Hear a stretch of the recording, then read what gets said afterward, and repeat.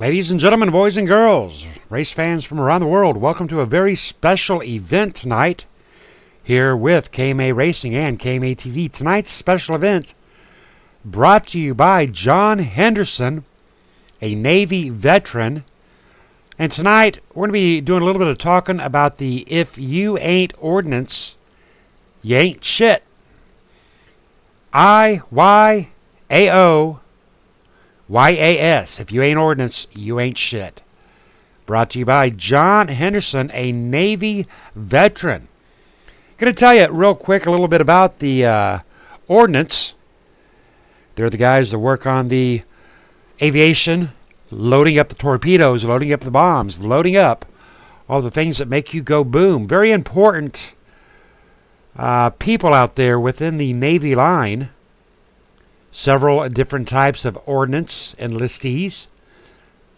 Tonight we're going to have an interview with John Henderson, and he's going to explain it all to us much better than I can. But ladies and gentlemen, we're getting ready to kick off 188 laps in this very special Kma Racing event. Taking a look at our qualifying order.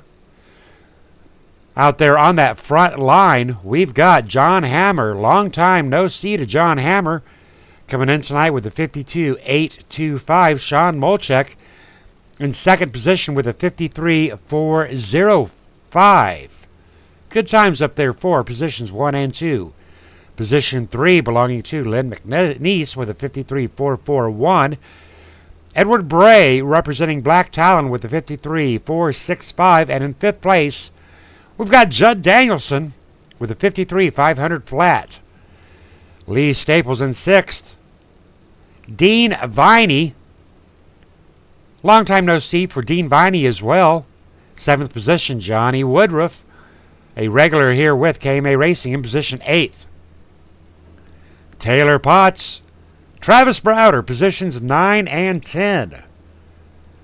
Positions 11 and 12 belonging to Jack Watts and Sean Dewar.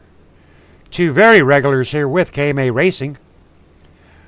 13th, we've got Gary Whitmer Jr., our Monday night sponsor. Richard Brose, our Thursday night sponsor for 14th.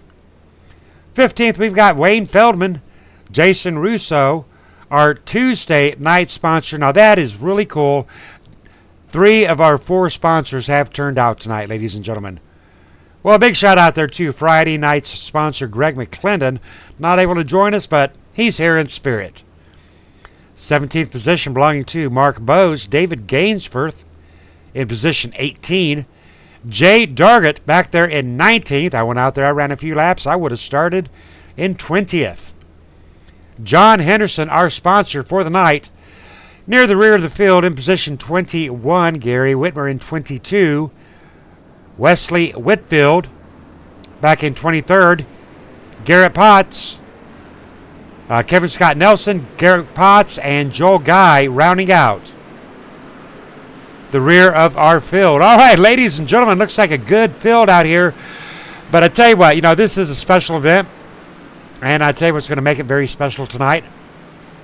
We are running not 100, not 125, not even 150. We are running 188 laps.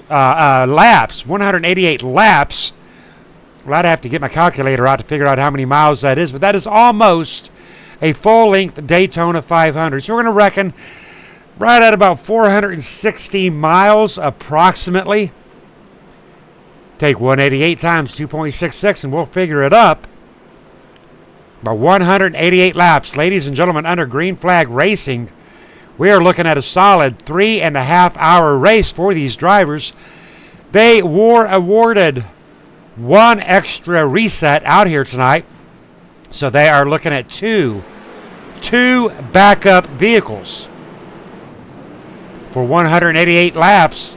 Will that be enough? John Hammer out there on that front line, side by side with the number 15 of Sean Molchek.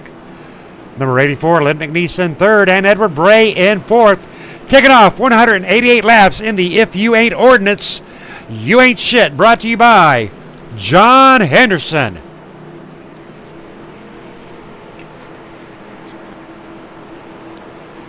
Big shout out there to Donald King and Chris Hogue and Becky Whitmer. Donald King is absolutely right. Now, even though this is a Navy-based race tonight, we have got plenty of veterans in this room. Joel Guy running with the Marines. Edward Bray, definite Army. John Henderson, definite Navy. Donald Stewart with a family member out there in the Navy. So a big shout out there to all of our veterans of all the branches of the people that keep us safe, ladies and gentlemen. And away we go.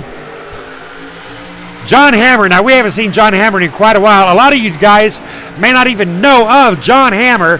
He's been AFK for about 6 months, but a very respectable driver, very good friend of mine, side by side with the number 15, Edward Bray, all over the rear end of the number 15, pushing as hard as he can, but right on his rearview mirror is the number 64, Lee Staples. Talking about teammates, Edward Bray, Lee Staples. If these two drivers can get her hooked up, that's going to be all she wrote, ladies and gentlemen. Black Talon Racing. Lynn McNeese on that inside lane in the brown number 84. How can you miss it? Brown Town for Lynn McNeese. Not really pushing on the rear end of the number 51. Don't want to get too close, but getting just enough air in there to tuck him away, give him a little boost. Edward Bray backing off the number 15, but still closer than the number 51. John Hammer going up, riding a little bit close onto that white line. Left side tires of the number 15 Exxon of Sean Molchek, right and straight on that white line. Lynn McNeese rocking that yellow just a hair. Stay off of that yellow line, brother. That's no good. Number 85, third in line on the inside lane.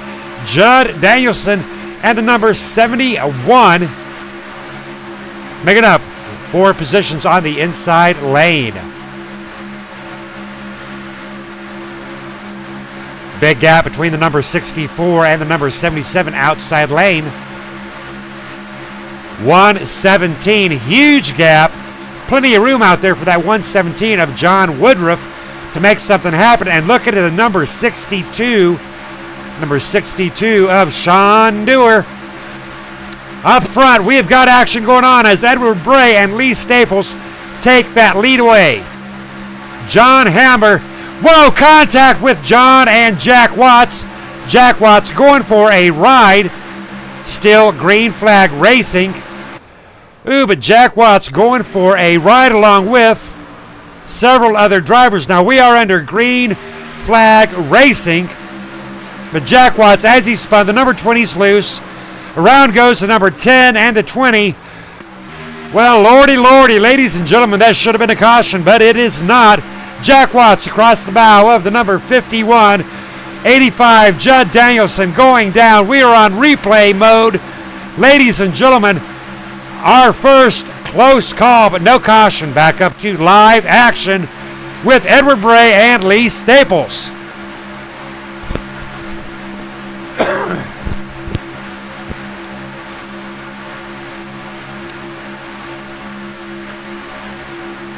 Well, I tell you what, ladies and gentlemen, lap 2, that could have been the big one.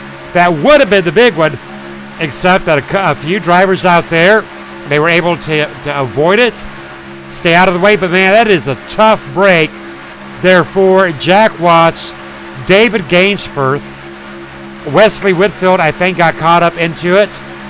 Tough break for a few of these drivers. But we are focused up here in the front with Edward Bray and the 117 of Johnny Woodruff.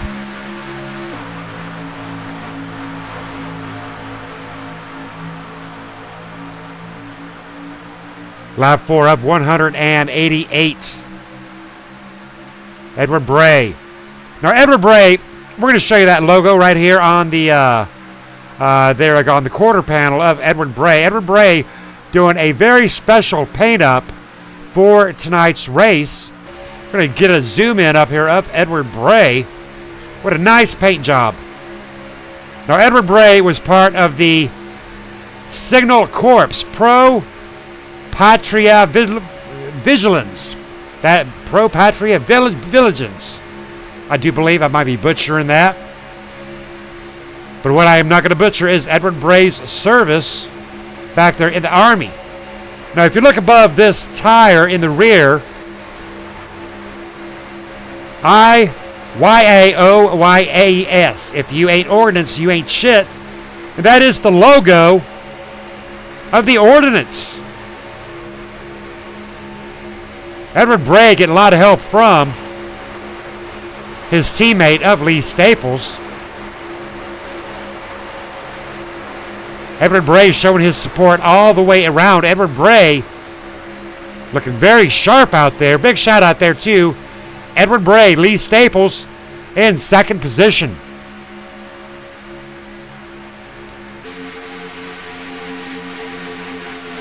Number 15 of Sean Molchek still in it to win it, not giving up yet. Lap 5 of 188. Number 22 of Jay Dargett. Another Army veteran out here tonight, side by side with the number 62 of Sean Dewar and Old Schools Motorsports.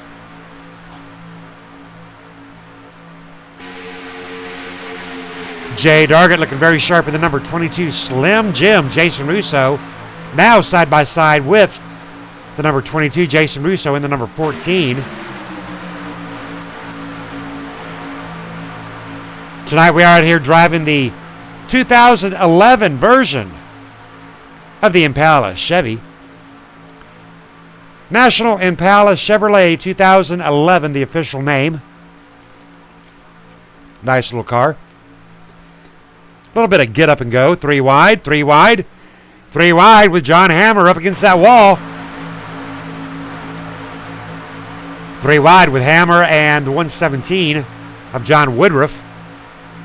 71, Dean Viney wanting to get in on this action. John Hammer looking a little bit in trouble up there on that high side.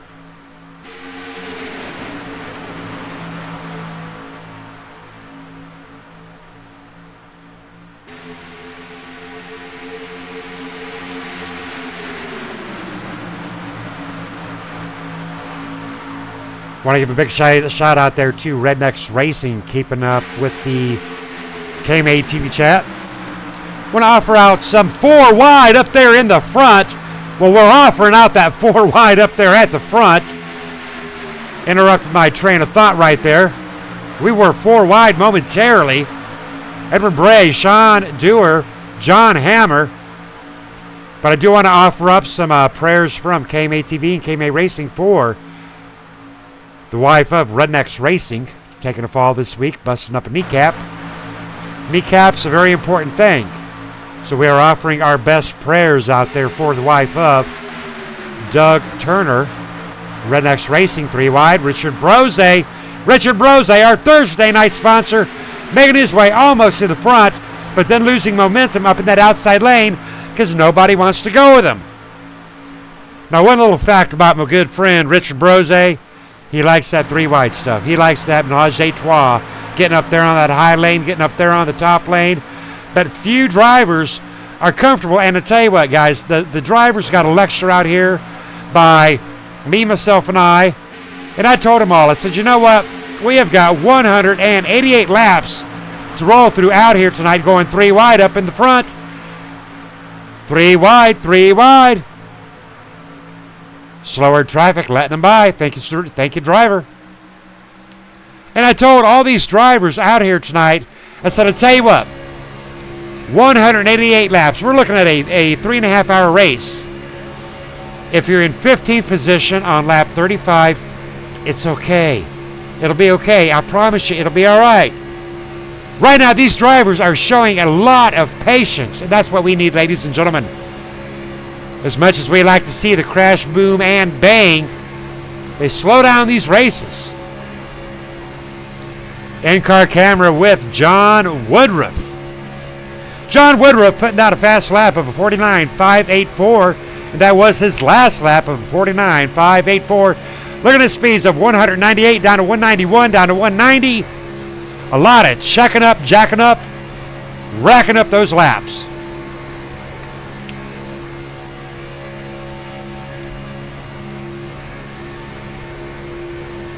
Hope our fans are staying warm where they're at. Here in Illinois, we are ready for a big warm-up. Time to break out those shorts, as tomorrow we will reach 32 degrees. Might have to go swimming.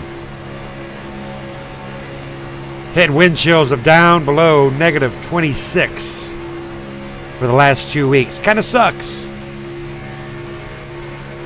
Speaking of those temperatures, something these drivers have got to be very well aware of is their inside dashboard temperatures. Now they've got to pay a lot of attention to that oil pressure, that engine heat.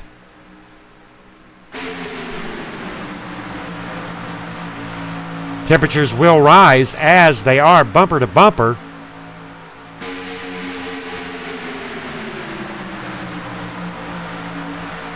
Once they get hot, they are a bear to cool down.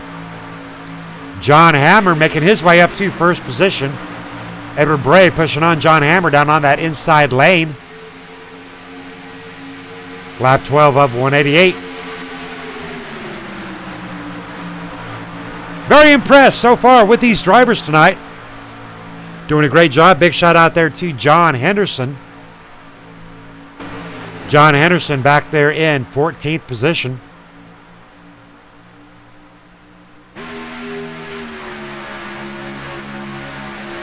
John Henderson in the number 111. Richard Brose in front of John Henderson in a 07. Now we saw Richard Brose just a few laps ago out there on that third lane, almost to the front. Nobody would go with him. Now he's dropped back to position 13. Nobody really interested in doing the 3-wide tango right now. Lap 13 of 188. Pit stops are set at about lap 29 to 31. So we are halfway through a fuel run here at Talladega.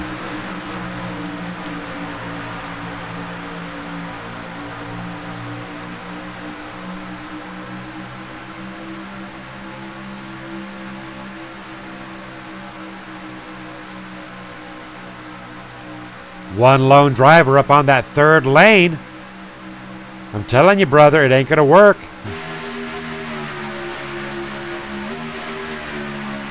Lee Staples all over the rear end of the number 66 of Edward Bray.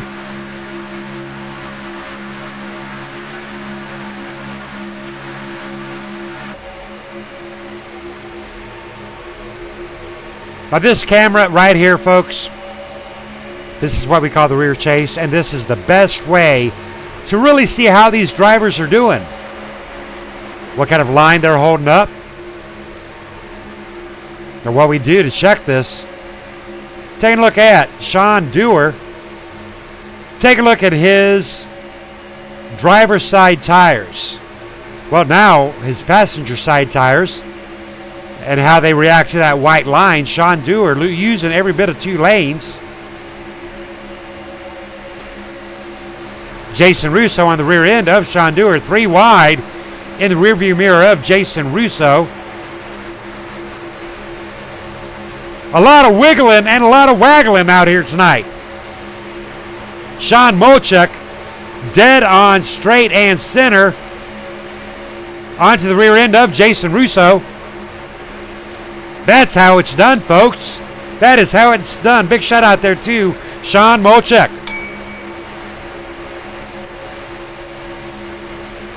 For 188 laps out here tonight, ladies and gentlemen, we're going to have to find some ways to keep myself entertained.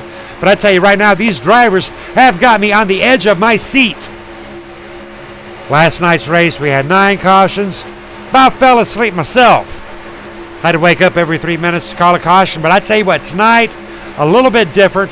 This is high speed, 200 mile per hour super speedway action here at Talladega.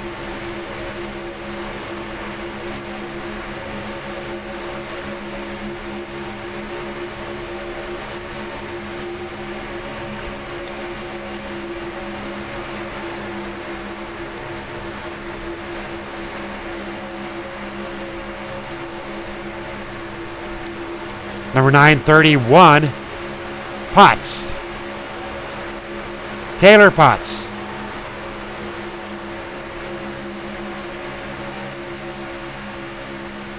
John Woodruff in the 117. Gary Whitmer Jr. GW Graphics, our Monday night sponsor. Big shout out there to Gary Whitmer Jr.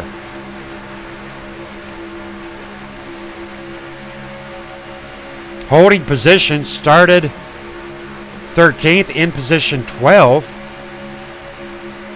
No hurry at all for Gary Whitmer.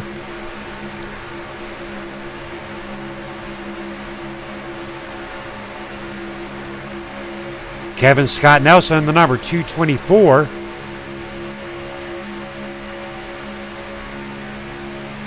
Richard Brose on that outside lane, the number 126 of Wayne Feldman.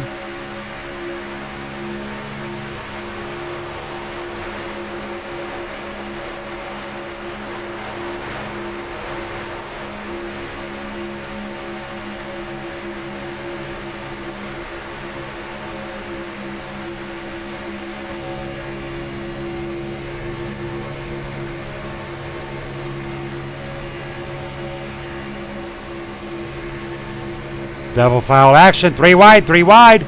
3 wide with the slower traffic of the number 91 of Joel Guy. Joel Guy, 14 laps down for Joel Guy. But he's not a quitter. Big shout out there to Joel Guy. Now, Joel entered tonight's race with some technical difficulties. For sure. Wasn't sure if he's going to be able to join us. Much slower than that. Whoa! Whoa! Whoa! Joel Guy! Oh, talking about technical difficulties. I'll tell you what, those were the technical difficulties that Joel Guy has been having. Joel Guy, 15 laps down. Joel Guy dead in the water. Unfortunate break there for Joel Guy.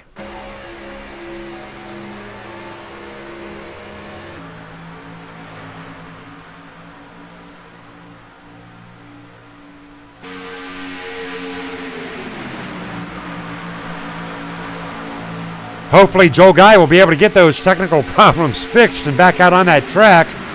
But I tell you what, that woke me up. Got some new race leaders up here in the front. Sean Dewar, Jason Russo, Edward Bray, Lee Staples, John Hammer, Sean Dewar up in the front. Well, go, Sean, go.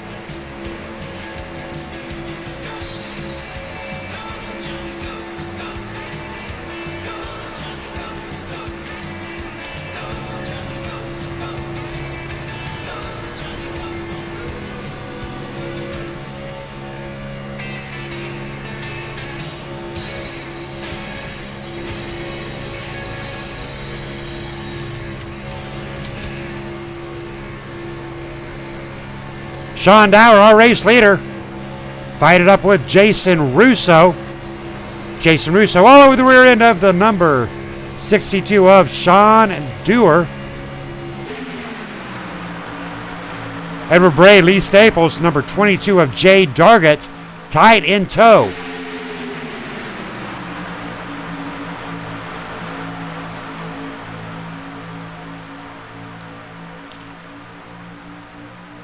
Lee Staples very dedicated to the number 66 of Edward Bray.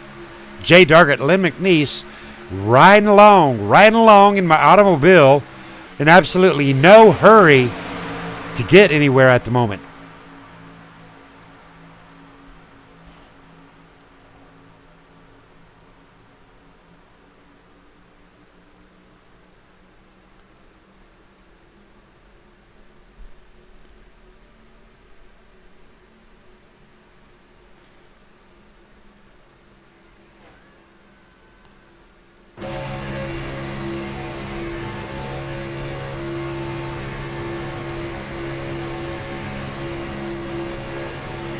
Sean Dower, Jason Russo, John Hammer, Edward Bray, Lee Staples, lap 125 of 188, caution free.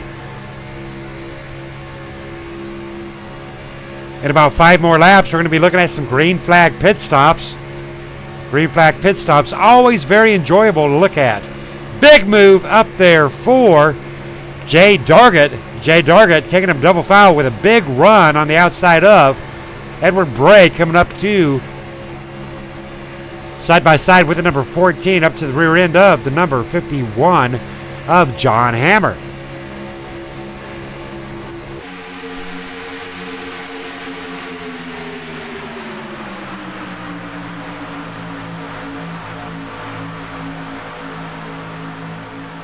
Jason Russo very close onto that yellow line. Sean Dower losing momentum on that inside. 51 clear to come down, but taking the number 22 with him. 22 not quite so clear. 62, they are clear, staying up. Come on down, brother. Says the number 22 of Jay Dargett to the number 51 of John Hammer, and they are down. Bruce.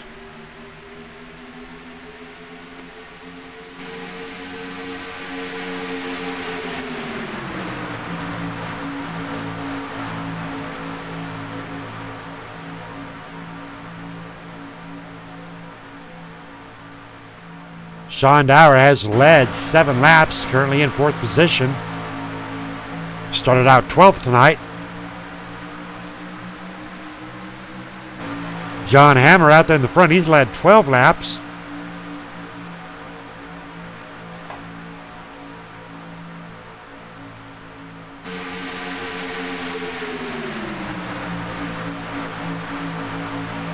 Jay Dargett started 19th, our biggest mover of the night, up to 2nd position.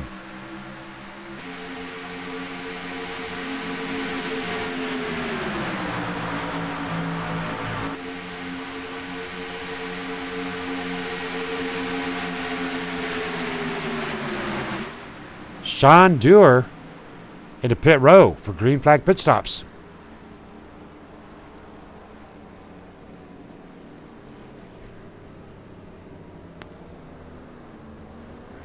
Strategy starting to work out already here at Talladega. 160 laps to go. Beginning of green flag pit stops with Sean Dower. Old Schools Motorsports. Sean Dower out of pit row.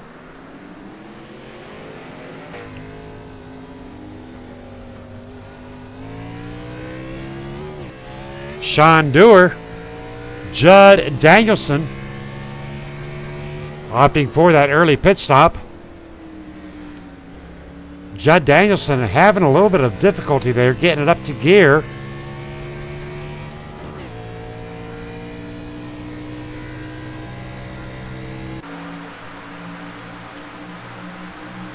This will be interesting. Stay down, Sean Molchik. Stay down, brother.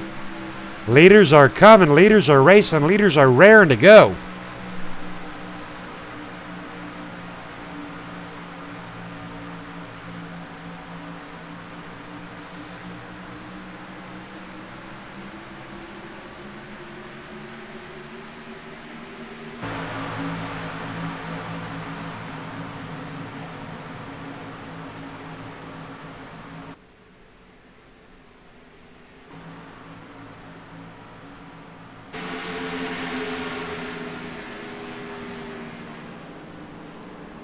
Green flag pit stops.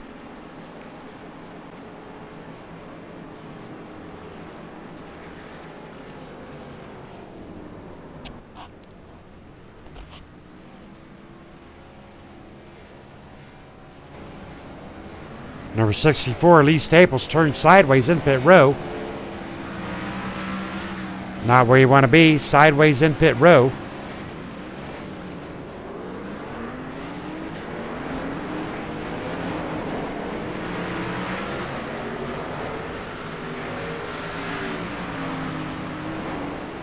Garrett Potts in and out of pit row.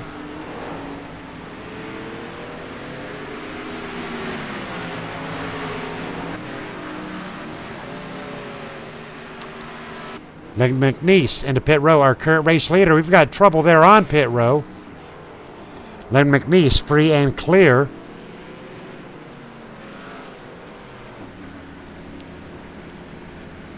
Joel, have you got a copy? Barely. Barely. You're still struggling, are you, brother?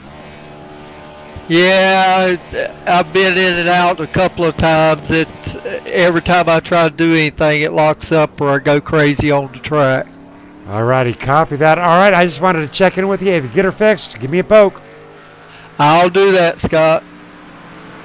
Joel Guy still having some technical difficulties out here tonight. Richard Brose up in second position. Richard Brose into first position along with Jason Russo. Now Jason and Richard have not yet pitted, so they should be on their way to pit row along with Edward Bray.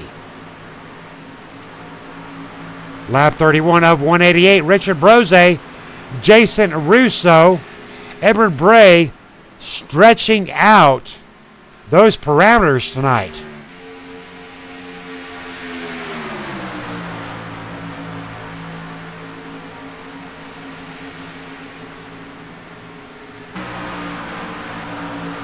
One more time by pit row for Richard, Jason, and Edward. They're in first position. They have not yet pitted. Should be going into pit row momentarily.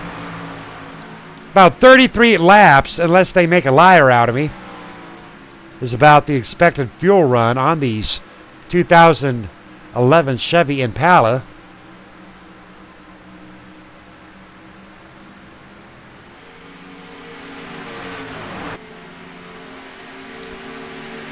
They will be coming up on the lone lap traffic of Travis Browder.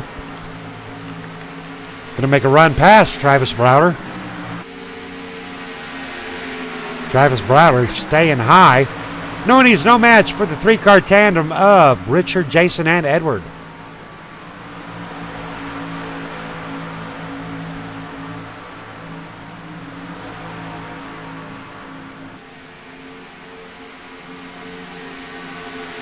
Sean Mochek in the number 15, trying to push the number 52, Gary Whitmer.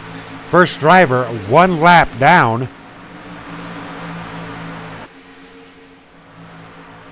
Sean Mochek needs to get onto the rear end of Edward Bray. Working with the lap traffic of the number 52 of Gary Whitmer Sr.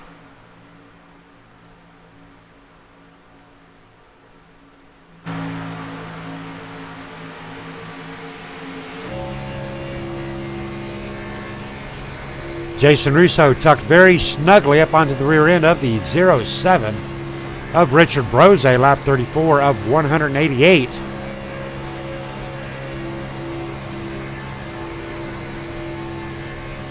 Draining those tanks, I'll tell you what.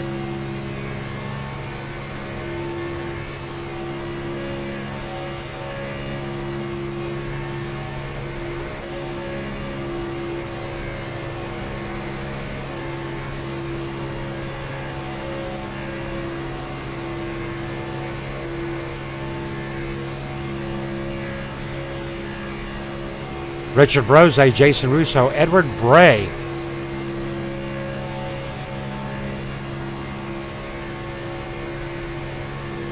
Sean Molchek onto the rear end of the number 52 of Gary Whitmer, and they have indeed caught the lead pack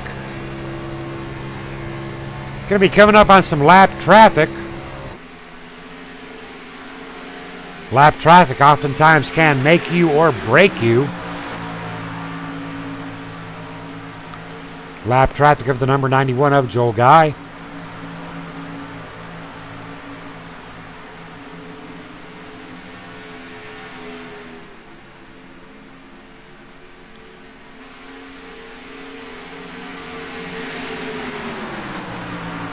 Lap traffic of the number 22 of Jay Dargett.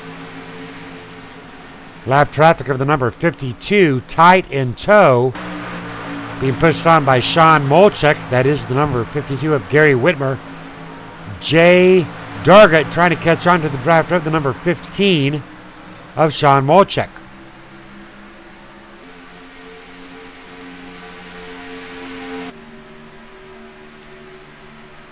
We are caution free, lap 36 of 188.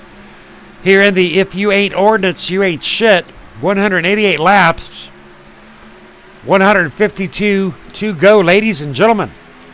Early stages of a great Saturday night race. We are going to take one quick minute to pay tribute to a couple of our sponsors. We'll be right back with you.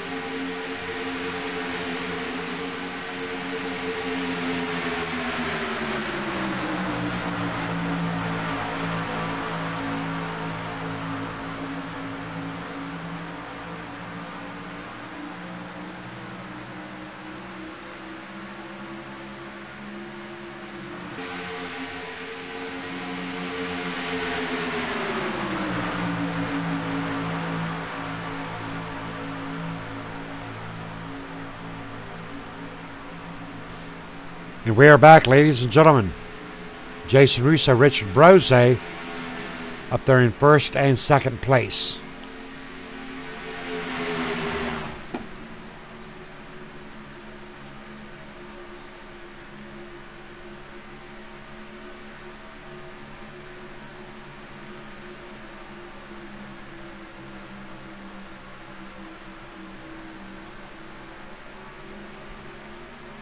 Jason Russo, Edward Bray, Richard Brose, Sean Molchek, John Hammer. Positions 1 through 5.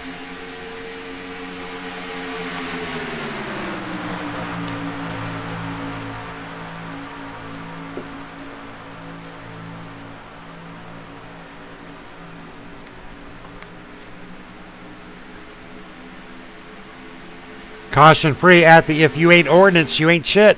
Brought to you by John Henderson.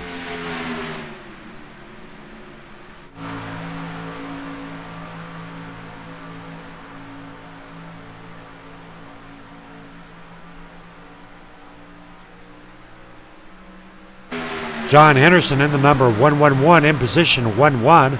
A lot of ones out there for John Henderson, but the only one that he needs is that number 1 spot on lap 188. John Henderson, our sponsor for the night, sitting back in 10th position. 10th position sounds real nice, but I tell you what, he is 22 seconds off of our race leader. 143 laps to go. This is the long haul race, ladies and gentlemen. The long haul. This is no 125 lap shootout. Wow, look at that, ladies and gentlemen. It has a sped around the lap traffic of the number 20 of Wesley Whitfield. Wesley Whitfield, 2 laps down. 16 drivers on the lead lap. Travis Browder, 1 lap down, getting blown off that track. And ladies and gentlemen, this is positions 10 through 12 wrapped up with lap traffic. Joel Guy falling 1 more lap down. Joel Guy falling down to 30 laps down.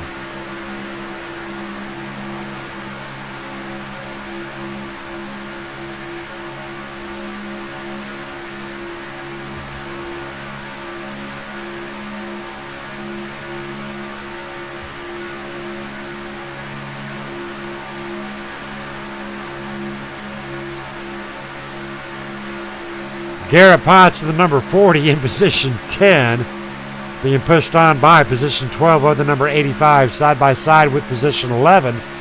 John Henderson, the number 224, position 13 of Kevin Scott Nelson. Number 931 of Taylor Potts, 1/2 of Potts Racing.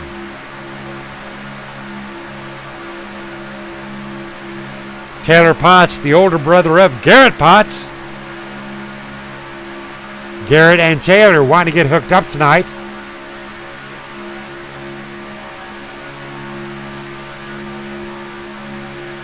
Jason Russo, Edward Bray, 3 wide in position for the front with Jay Dargett in the middle.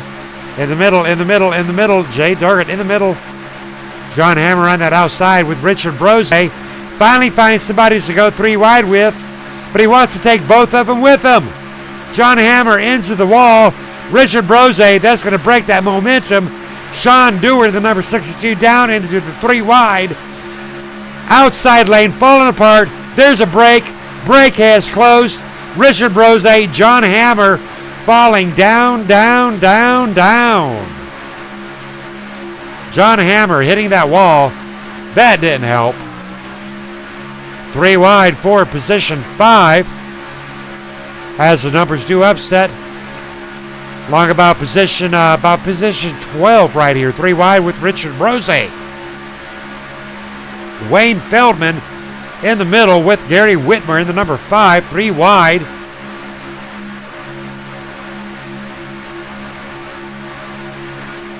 Lap traffic up here running with the leaders. Now Jack Watson, the number 77, he is actually lap traffic. Jack Watts is lap traffic. Keep that in mind, folks. That will be very important. when we come down to that caution that we are still waiting for. Lap 49 of 188, 139 laps to go. What a night. If you would have told me that my guys ran 49 laps caution-free here at Talladega on a Saturday night, I'm not sure what I would have said, ladies and gentlemen, but yes, sir, Bob, believe it or not, we are caution-free in the if you ain't ordinance, you ain't shit. And I tell you what, if you ain't racing caution-free tonight at Talladega, smoke her down, smoke her down. We got smoke on that track. Staying live, racing, Jason Russo leading his third lap of the night.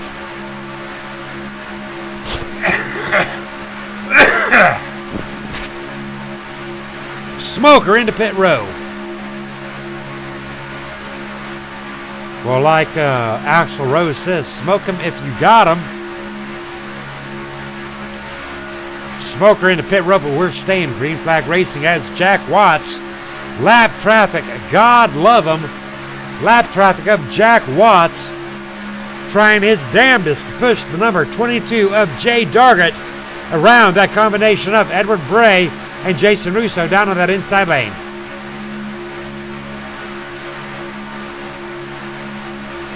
Now, interestingly enough, Jay Dargett is one lap down as well. So what we've got here, folks, we've got Jason Russo, Edward Bray on that inside lane. Leaders, we've got Jay Dargett, number 22, Jack Watts, number 77, lap traffic. But if Jay Dargett can get around that number 14, he will no longer be lap traffic. He will be on that lead lap. He'll just be at the tail end of it. So it is critical for Jack Watts to push the number 22 around the number 14. 3 wide with the number 15. 15, Sean Mochek and John Hammer in third and fourth. Tired of monkeying around. We are 3 wide on lap 52 of 188. 117, real close to the 77. Jack Watts, we're going to go in car. Whoa! 4 wide with Garrett Potts. Wow. Wow, wow, wow. I tell you what, we have got going to get a special guest interview in with us. We have got Joel Guy on the microphone. How about it, Joel? Hello, Scott. Wow, Joel, I tell you what, I know you're not up and running yet, but I tell you what, just talk to me. Joel, I got a secret to tell you, man. 53 laps, caution-free. I'm not lying to you. Yeah, that was good considering some of the problems we were having during practice. 4 wide, 4 wide, 4 wide. Problems I'm having. 4 wide, 4 wide. What more? I have seen 3 4 wides on the lap traffic, Joel. You were down there. Unfortunately, you had problems. But I tell you what is the difference tonight? Because, man, we are kicking some ass. Well, it's a long race. We're going longer than we ever have before. So I'm hoping that the drivers are taking their time. And these cars are a little bit more stable than anything else we drive. You don't get them out of shape as easy. I tell you what, it's been a damn good race so far. But Joel, on a technical level, tell our fans, while we do keep up race action here with Jack Watts, what were your problems out there tonight? My problems was I was getting a server sync issue on my network, so I don't know what's causing it, but it seems to settle down now, but I'm so many laps down I'm not going to race. But have you got a view on the broadcast? Have you got a view on the live action out here? Oh yeah, I've got the live action up, and I'm in the process of bringing up the replay on or the broadcast on another machine. Now, Joel, I do need you to tell me when you are up and running and in sync with me. But while we're waiting on that, I'm going to give you and our fans a quick running order, and then I want you to go on and tell me who you think is going to win this race. Now, out there in front, we have got Jason Russo, Edward Bray, Wayne Fieldman, being quiet, but up to third place position. Richard Brose not finding too many friends up on that third lane, and Sean Molchek up there in fifth. John Hammer's a contender. Sean Dewar, Lynn McNeese, Gary Whitmer Jr. We've got the Potts up there. Have you got any favorites out here for tonight's race? Well, we got Jason Russo and Edward Bray out there up front, and I'm thinking they're going to be too tough competitors for anybody else to beat. But you know, Ed has lost his partner of Lee Staples. Lee Staples, unfortunately, down and out for the count tonight. So Edward Bray going to be very dedicated to Jason Russo. But what about the friends of KMA? I mean, we're talking right here. We're talking pure KMA blood with Edward Bray and Jason Russo. Now, Sean Dewar, he's a friend of KMA. Wayne Fieldman, a friend of KMA. John Hammer, a friend of KMA. But I'm not sure they're friends with one another. So Wayne, John, and Sean Dewar, they really need to do some communicating right here.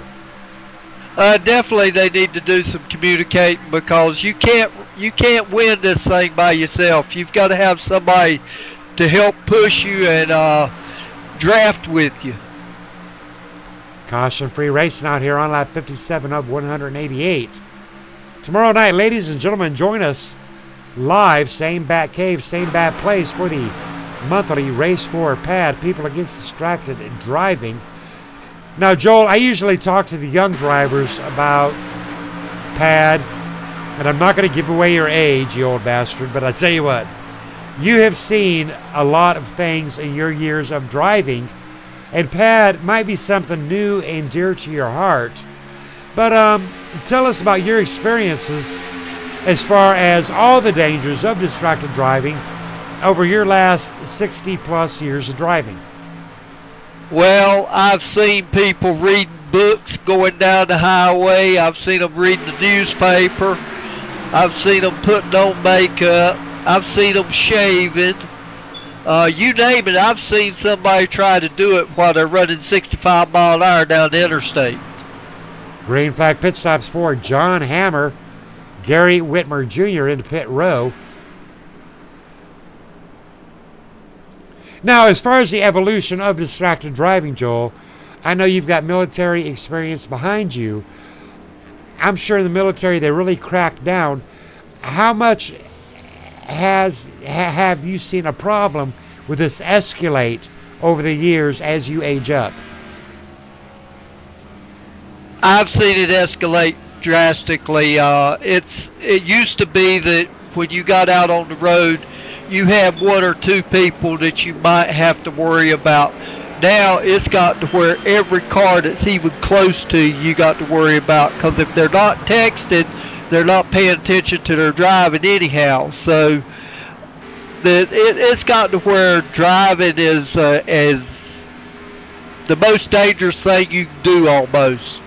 Race leaders Jason Russo, Edward Bray heading off into pit row. Now, talking about dangerous driving, we just seen 6 cars come into pit row. Talk to us about the dangers of pit row. Well, the dangers of pit road is if you speed coming in, you're going to get a black flag and have to come back around and do a stop and go. It's dangerous coming down there because you're running over 200, right at 200 mile an hour coming off the pit road, off the track on the pit road, and you got to roll it down to 55 mile an hour, and that's a job in itself. If these cars don't brake like the other ones, it takes a little bit more to slow them down. Now, I tell you what, out there on that KMA TV chat, one of our favorite fan viewers, Rednecks Racing, Doug Turner, he's got something I've never actually seen before. Hang up and drive. We've heard of the shut up and drive, which is the bitching in the simulation community. We've heard about put the phone down. We've heard about max mount, but I have never heard about hang up and drive. And you know, I think that is a very good motto. Hang up and drive. I like that. Yeah, that make a good bumper sticker to put on your car so that people can see it. It's simple and straightforward. Well, I would. I'd put it on the front too. I'd put it reversed on my. I'd reverse the writing so you could read it through your back window. Like the ambulances. On this, air dam on my truck. Yeah, like the ambulances. Exactly. Now, I tell you what, we're going to be out here tomorrow night. We're going to be running 100 laps at Auto Club. And, we took the pad race off of Talladega because sometimes Talladega is pretty heated out there. But I tell you what, tonight, 61 laps, I may flip it back to Talladega. What do you think? Well, Talladega, it's a great track. And the pad race is good there. The only difference is that the trucks, you can get closer than you can these cars most of the time. So the trucks you can actually bumper hook a lot easier than you can with these 211 model Impalas. Well, with 126 laps to go, let's jump up there into blip mode. We're going to go up there into blip mode because I really want to see what the distance is. We're going to start out here with Edward Bray. We've got a 5-track, but all of these 5 drivers up here, they're not lead lap. No, we've got John Hammer. We've got John Hammer up there, and John Hammer where is John Hammer at? Oh, John Hammer's in second place position. Sean Dewar up there pushing right along with Edward Bray and Jason Russo. Yeah, those 4 on the lead lap. That pack there is lead lap cars, but if you notice looking at them, Scott, they're not that close. They're not getting bumper to bumper pushing. They're just running laps, staying out in front, but they're doing it without actually touching each other. Now, I've forgot the last point in time these drivers pitted, but let's go on and take it from right now. So we're talking 63 to 93 to 113 to 143 to 173. So we're talking 4 more mandatory pit stops. Absolutely. Whoa, we got a spinner. Sean Dewar's off the track. Sean Dewar is off that track. He is spinning away. We're still green flag. Caution will not fly. Now, Joel, tell our fans why that caution did not fly. I mean, a car was in danger. He was a threat. But no caution, and that is twice now. No caution is flown. If the track is not blocked and the cars don't stop on the track, the caution will not fly.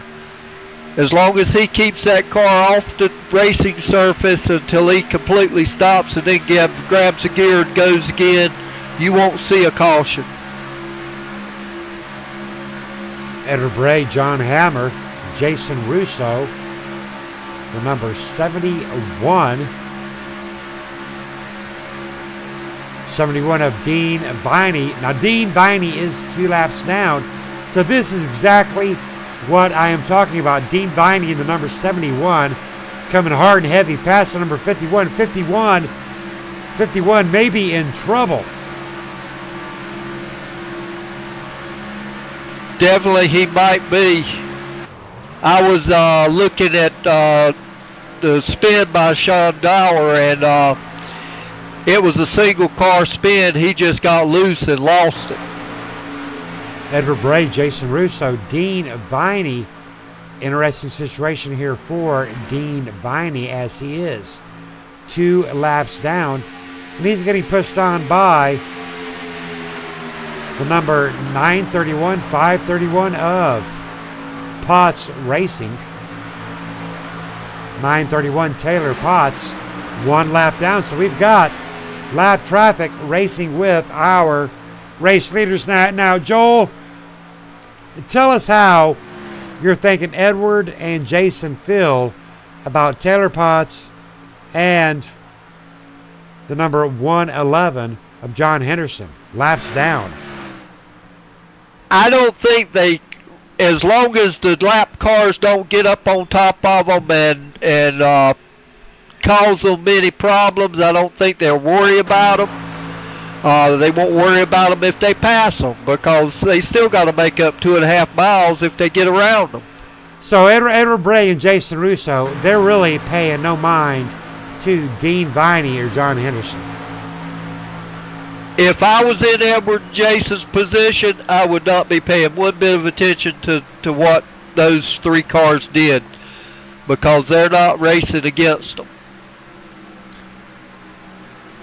Lap 167 of 188 in the If You Ain't Ordnance, You Ain't Shit. Now, ladies and gentlemen, we had a big shout out there earlier on by Donald King to all of our military, active or inactive veterans. We've got the Army, we've got the Navy, we've got the Marines, we've got the National Guard. We have got the Air Force. We've got the Army Rangers. So a big shout out there to all who have served and do serve. Now, Joel, I do want to talk to you a little bit about the ordnance. Whoa! Blow me away. There is a caution. And it involved the number 71 of Dean Viney. Looking at the number 71 of Dean Viney, side by side with Potts Racing. Number 931, and boom! Whoop! There it is! Whoop! There it is! Joel, get a beat on that? We're going to back that up one more time. Take a look at it from one more angle. But I tell you what, Joel, whoop, there it is. 931. Yeah, I'm watching it in slow motion to see what actually did happen. And it's looking like to me that 931 drifted high and got into the 71. And that's what caused the incident. All right, well, that is our first break of the night. And you know, Joel, I was getting ready to talk all about the ordinance and ask you about the ordinance, but I tell you what, as soon as these drivers do get lined up, get straightened out, get back up to live action, we're going to talk to John Henderson, and John Henderson is going to tell us all about the ordinance. But while we wait, have you, Joel, ever heard about the ordinance? Well, in the military, any kind of ammunition that is used for fighting other than rifle ammunition is classified as ordnance. It could be handheld missile systems. That's still a anti-aircraft ordnance. Tank ordnance. Heavy gunfire. The big guns. That's all ordnance. So but there is an organization in the Army that is just for ordnance, which is big guns. All right, so that would be the equivalent of the Navy's If You Ain't Ordnance, You Ain't Shit, I would assume. Pretty much. All right, copy that. Good information right there. Waiting to see John Henderson, first driver, 1 lap down. We'll be waiting for that free pass. Good time to talk to John Henderson. How about it, John Henderson? Have you got a copy? 10-4. All right, so you're first in line for that free pass. Real quick, how about the racing? How's it going? Man, I tell you what, it's been pretty awesome out here. It started out a little scary. There was the first 20 laps, it was different, but once everybody got settled down, that first green patch, it was good. All right, copy that. Now, I'm up here in the booth with Joe Guy. Joe Guy was educating me a little bit about the Army's view on the ordnance and how they got their stuff going. And he mentioned the aircraft and he mentioned the ammo. But you were the man with the plan for tonight. John Henderson, tell us all about the If You Ain't Ordnance, You Ain't Shit.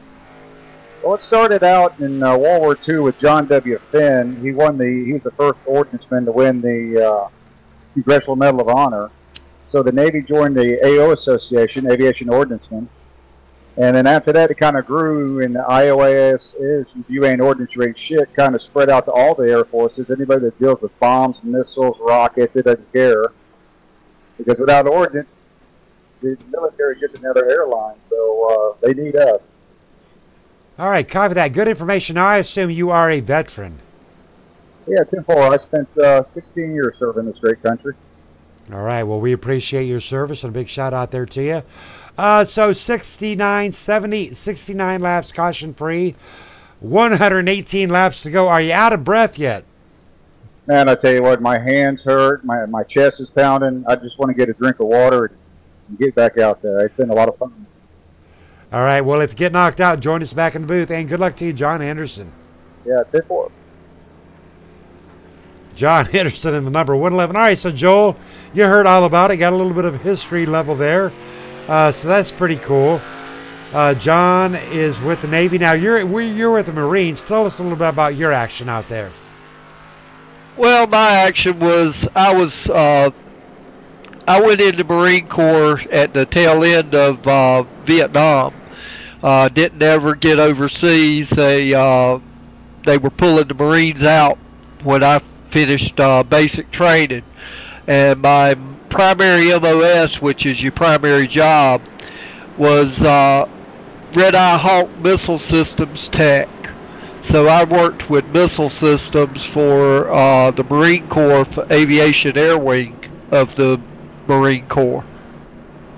Sounds like pretty impressive stuff right there. I tell you what, Richard Brose out there in the front line. Now, unfortunately, we can't get an interview in with Richard Brose as he's not on my radio comms. Bad Richie. He knows better than that. All right, nonetheless, we're going to talk to Edward Bray. How about it, Edward Bray? Have you got a copy?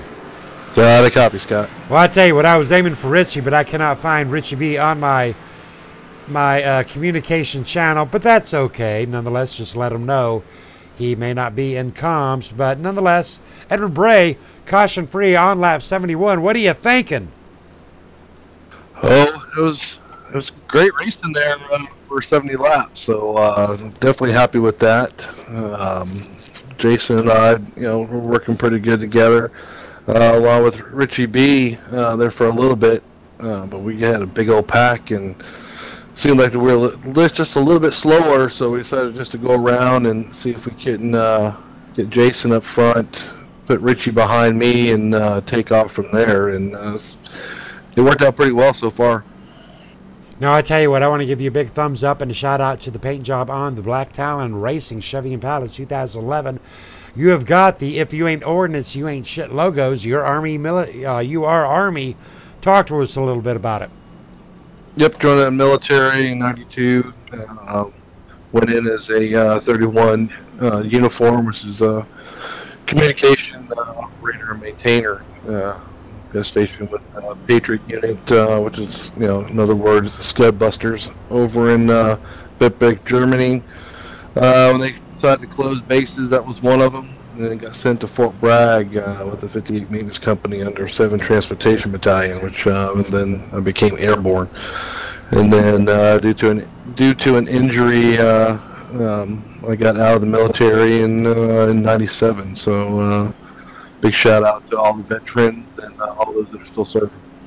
All right, well, we appreciate your service. What do you think for the next 117 laps? Can we go caution-free for the remainder? I do believe so, Scott. Everybody's pretty much being patient. I know that it was a little touchy there at the first 20 laps, but I think everybody is settled into their seats and want to go green the rest of the race. Hey, but Joel, remind Edward about that thing about cautions breed cautions.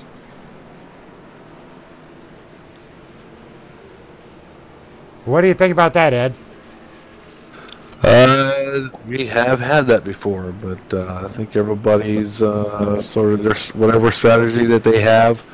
I think that we should be able to go caution free the rest of the race. All right, good luck to you, Edward Bray. Thanks, Scott. Edward Bray out there on that second position. Sorry about that, Scott. You caught me with a bite of sandwich in my mouth. No worries, no worries. Yeah, I'm still waiting to have my supper myself. I'll tell you what, I had a couple of slices of pizza, and I think I had an egg salad sandwich. But I tell you what, 116 laps to go, lap 72 of 188. 1 caution, 3 laps, 24 lead changes. Those numbers have got to be inverted, I tell you what. Definitely, they have been doing a good job out there tonight. I wish I could be out there with them. I'm disgusted with my network not allowing me to race tonight. Well, if you ain't network, you ain't shit. I tell you what, Joel, I feel your pain. Been there myself.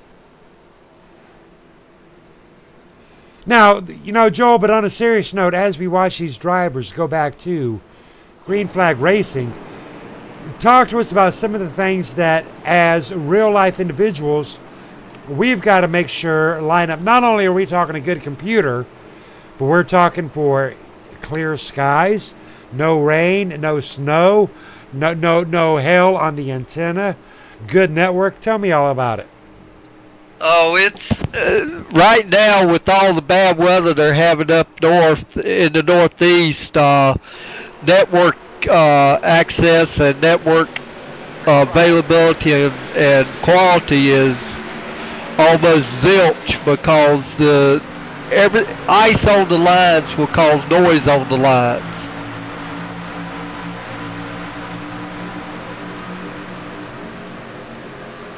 So it is oftentimes quite an effort for just an iRacer to get onto iRacing in itself. Oh, absolutely! It's an effort to get in, because you're dependent on a piece of copper wire in some places. Some places it's fiber optics, but mostly it's copper wire is sending the signal, and any kind of noise on that copper wire, which anything, electrical current laying next to that copper wire can cause you to get noise on the line, will degrade the quality of the signal. Now, I myself, Joel, I've just been dealing with cold, just cold, bitter ass cold down there in Carolina. You're dealing with a little bit of snow. How about it, Rednecks Racing? Are you cold and snowy, or are you just cold? Let me know about it on that KMA TV chat. Here in Illinois, we're just freezing, but we see green grass. Well, here in North Carolina, in Charlotte Concord area, we haven't had any snow, but we definitely have gotten real cold. Well, it's Joel, a long time since I've seen in the teens in North Carolina. We're seeing teens. Now, you know, I think that's funny, Joel, because I tell you what, we are heading for a warm-up, and we're going to hit 32 degrees, and you're like sitting there, you lucky son of a bitch, because I tell you what, Joel, North Carolina is not equipped like Illinois. They don't shut down schools until we hit 8 inches on the ground. You get a little bit of white dusting in Carolina, the whole city collapses. Oh, absolutely, but you know, we just don't have the equipment to maintain the roads the way that they need to be for school bus drivers to drive. And the school bus drivers don't get no experience driving in this stuff with a big heavy bus. So yeah, they shut down schools here if the road even gets ice on it. Oh, they're easy to drive. You start sliding, you just hit that e-brake and you're good to go. Rednecks Racing talking about no snow where he's at, but been in the teens all week. The biggest thing we have to contend with, Joel, is that wind chill. We can sit in the teens at 17 degrees, but you hit that wind chill, you may as well take 20 off of it. Oh, absolutely. The wind chill gets you here in North Carolina too, but what really gets us here in North Carolina is there's so much moisture in the air that it's a wet cold. It's not a dry cold. Richard Brose up there leading his 18th lap of the night, side by side with the number 22 lap traffic of Jay Dargett. Jay Dargett having some rear end damage being pushed on by Edward Bray.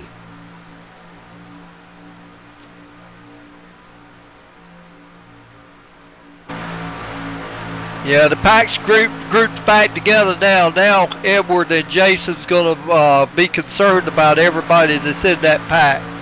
Well, they've got Gary Whitmer Jr. up there. They've got Kevin Scott Nelson. They've got Lynn McNeese. They're in good hands if they can get around the lap traffic. And not that the lap traffic's bad, Joel, but I don't think the lap traffic has the urgency that the leaders have. No, they don't. Now, the one driver that's really got an urgency is the 22, Jay Daggett. He's on the tail end of the lead lap. So as long as he stay in front of Richie Brose, if the caution was to come out, he gets to drive 2.5 miles around that track without getting the lucky dog. So Jay Dargett actually needs to get down in front of Richard Brose. Yeah, he needs to get down in front of him and stay there so that he can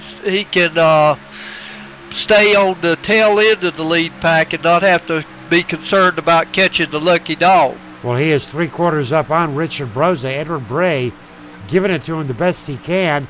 He is not quite clear, but I'm not so sure he's going to give up Edward Bray. I just don't know. I would. As long as Edward's not running hot. Well, he's clear now. Give him up.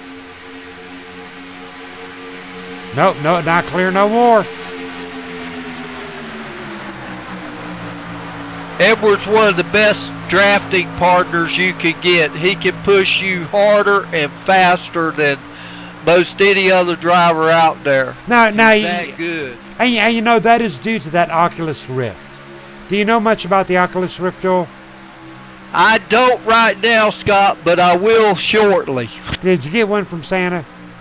Yeah, my kids gave me one for Santa, but I haven't pulled it out of the box to mess with it. I got some other things I got to get right first before I start messing with dropping frame rates. Well, Jay Dargett has dropped down in front of Richard Brose, so Jay Dargett no longer one lap down as long as he stays in front of Richard Brose. Would that open up that outside lane for Gary Whitmer and Edward Bray?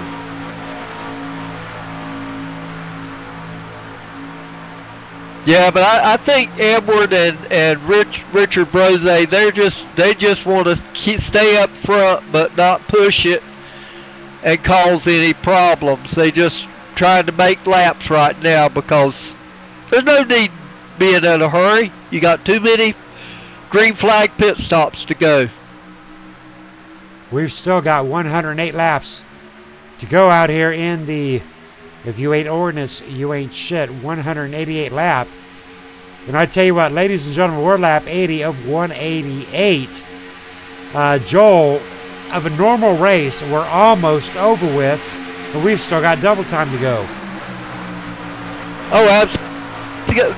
And near the end of this race, the drivers that are not used to running long distances, they're gonna be getting wore out. Their arms, if they've got force feedback on their wheels, their arms are gonna be wore out. They're gonna start feeling like rubber bands. They're gonna be running to the bathroom is what they're gonna be doing.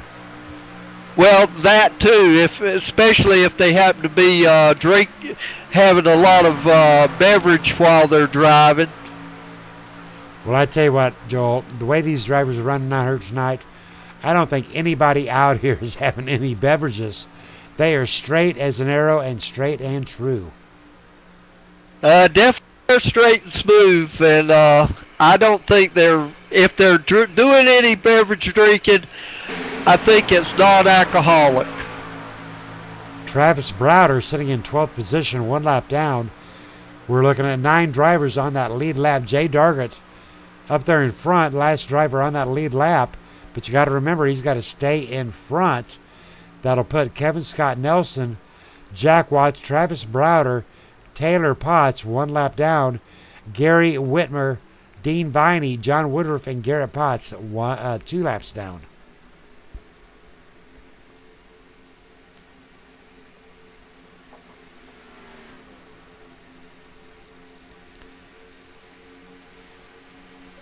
Lap 82 of 188.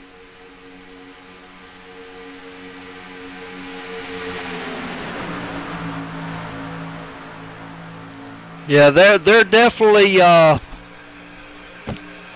doing a good job tonight. Wish I could be out there with them. Now, Joel, I'm going to jump subjects here. I'm going to pull out my iPhone. I'm going to pull up my picture. I want you to talk to me about the upcoming Kma Racing season that actually kicks off Monday.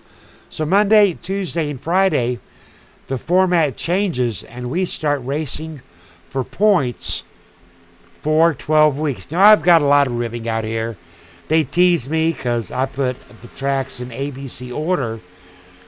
But let's run over these tracks and see what we're going to start running. So we're looking at Week 1, Atlanta. Week 2, Auto Club. Week 3, Charlotte. Chicagoland. Homestead. Kansas. Kentucky. Las Vegas, Michigan, Phoenix, Richmond, and Texas. A lot of information to cover here, Joel. Let's start it up at Atlanta. What do you think? Atlanta's going to be a tough track. It's rough.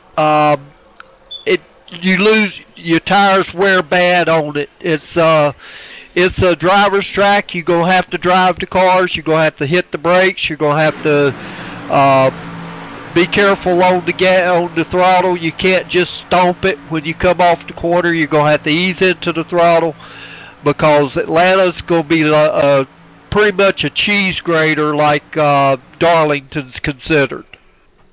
No, I thought Atlanta, I got to disagree with you because I really thought that Atlanta might be a little bit of a better track. It's a bigger track. Figured the drivers would be able to get out there and get things done. Well, it would if the track surface was in good shape, but the track surface is old and it's worn out to the point that you can get rocks thrown at you from the car in front of you because they're tearing up the asphalt. Now, as we all know, we're going to be running the Xfinities there on Monday, the trucks on Tuesday, and the Cup cars there on Friday. As far as Atlanta goes, what do you think will be the best night? I think probably the trucks will be the best night.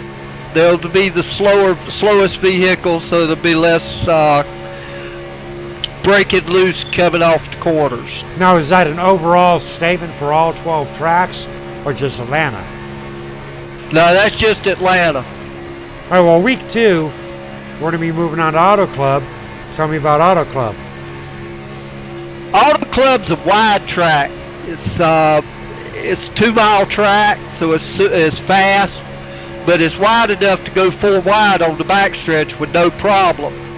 Not that you want to do it because you got to get down to 2 wide going into turn 3 and 4 to go down the front stretch. So it's a driver's track also. It's kind of rough. It's got some bumps on the backstretch that will upset the cars and trucks when you're going down the backstretch. So that's going to be another track where the drivers can't flat-foot it. They're going to have to drive the cars. And your favorite vehicle there for Auto Club? I'm going to say the Xfinity car. I think it handles better there. The trucks are good there. They're a little bit slower, but the Xfinity car gets better grip than the trucks at Auto Club. Now, in week 3 of our broadcast series, we're moving on to Charlotte. Charlotte, it's always a trip. Yeah, Charlotte's always a trip. Charlotte's got Humpy's bump coming off of turn 4, and it will upset the car to unload the wedge out of it. When it does that, around you go if you're not prepared to do it. So that's a tricky track to drive off of turn 3 and 4. My vehicle for that track, believe it or not, I'm going to call the trucks again at that track because the Cup cars get so fast there that it will unload real easy off that corner and cause you to lose it. Now, after Charlotte, we are looking at Chicago, my home track here in Illinois, Chicagoland. I think that's a fairly open track. You get good grip off of it, and I'm gonna pick the Cup car for the better run at that track. Now, you think so? Even at the risk that we have opened up the setup situation several times with the Cup car. You know, this past Friday, the iRacing default set was not very good. We opened it up. Well, that wasn't much better. But even with the risk of opening up the Friday night set, you're going with the Cup car at Chicago.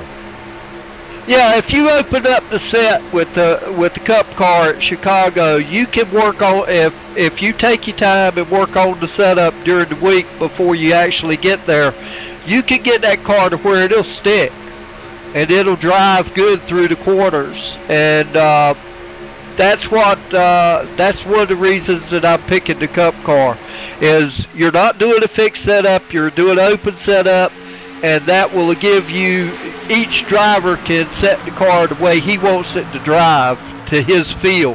He don't have to drive what somebody else has built. Now after Chicagoland, we are heading off to Homestead. Huge track out there at Homestead.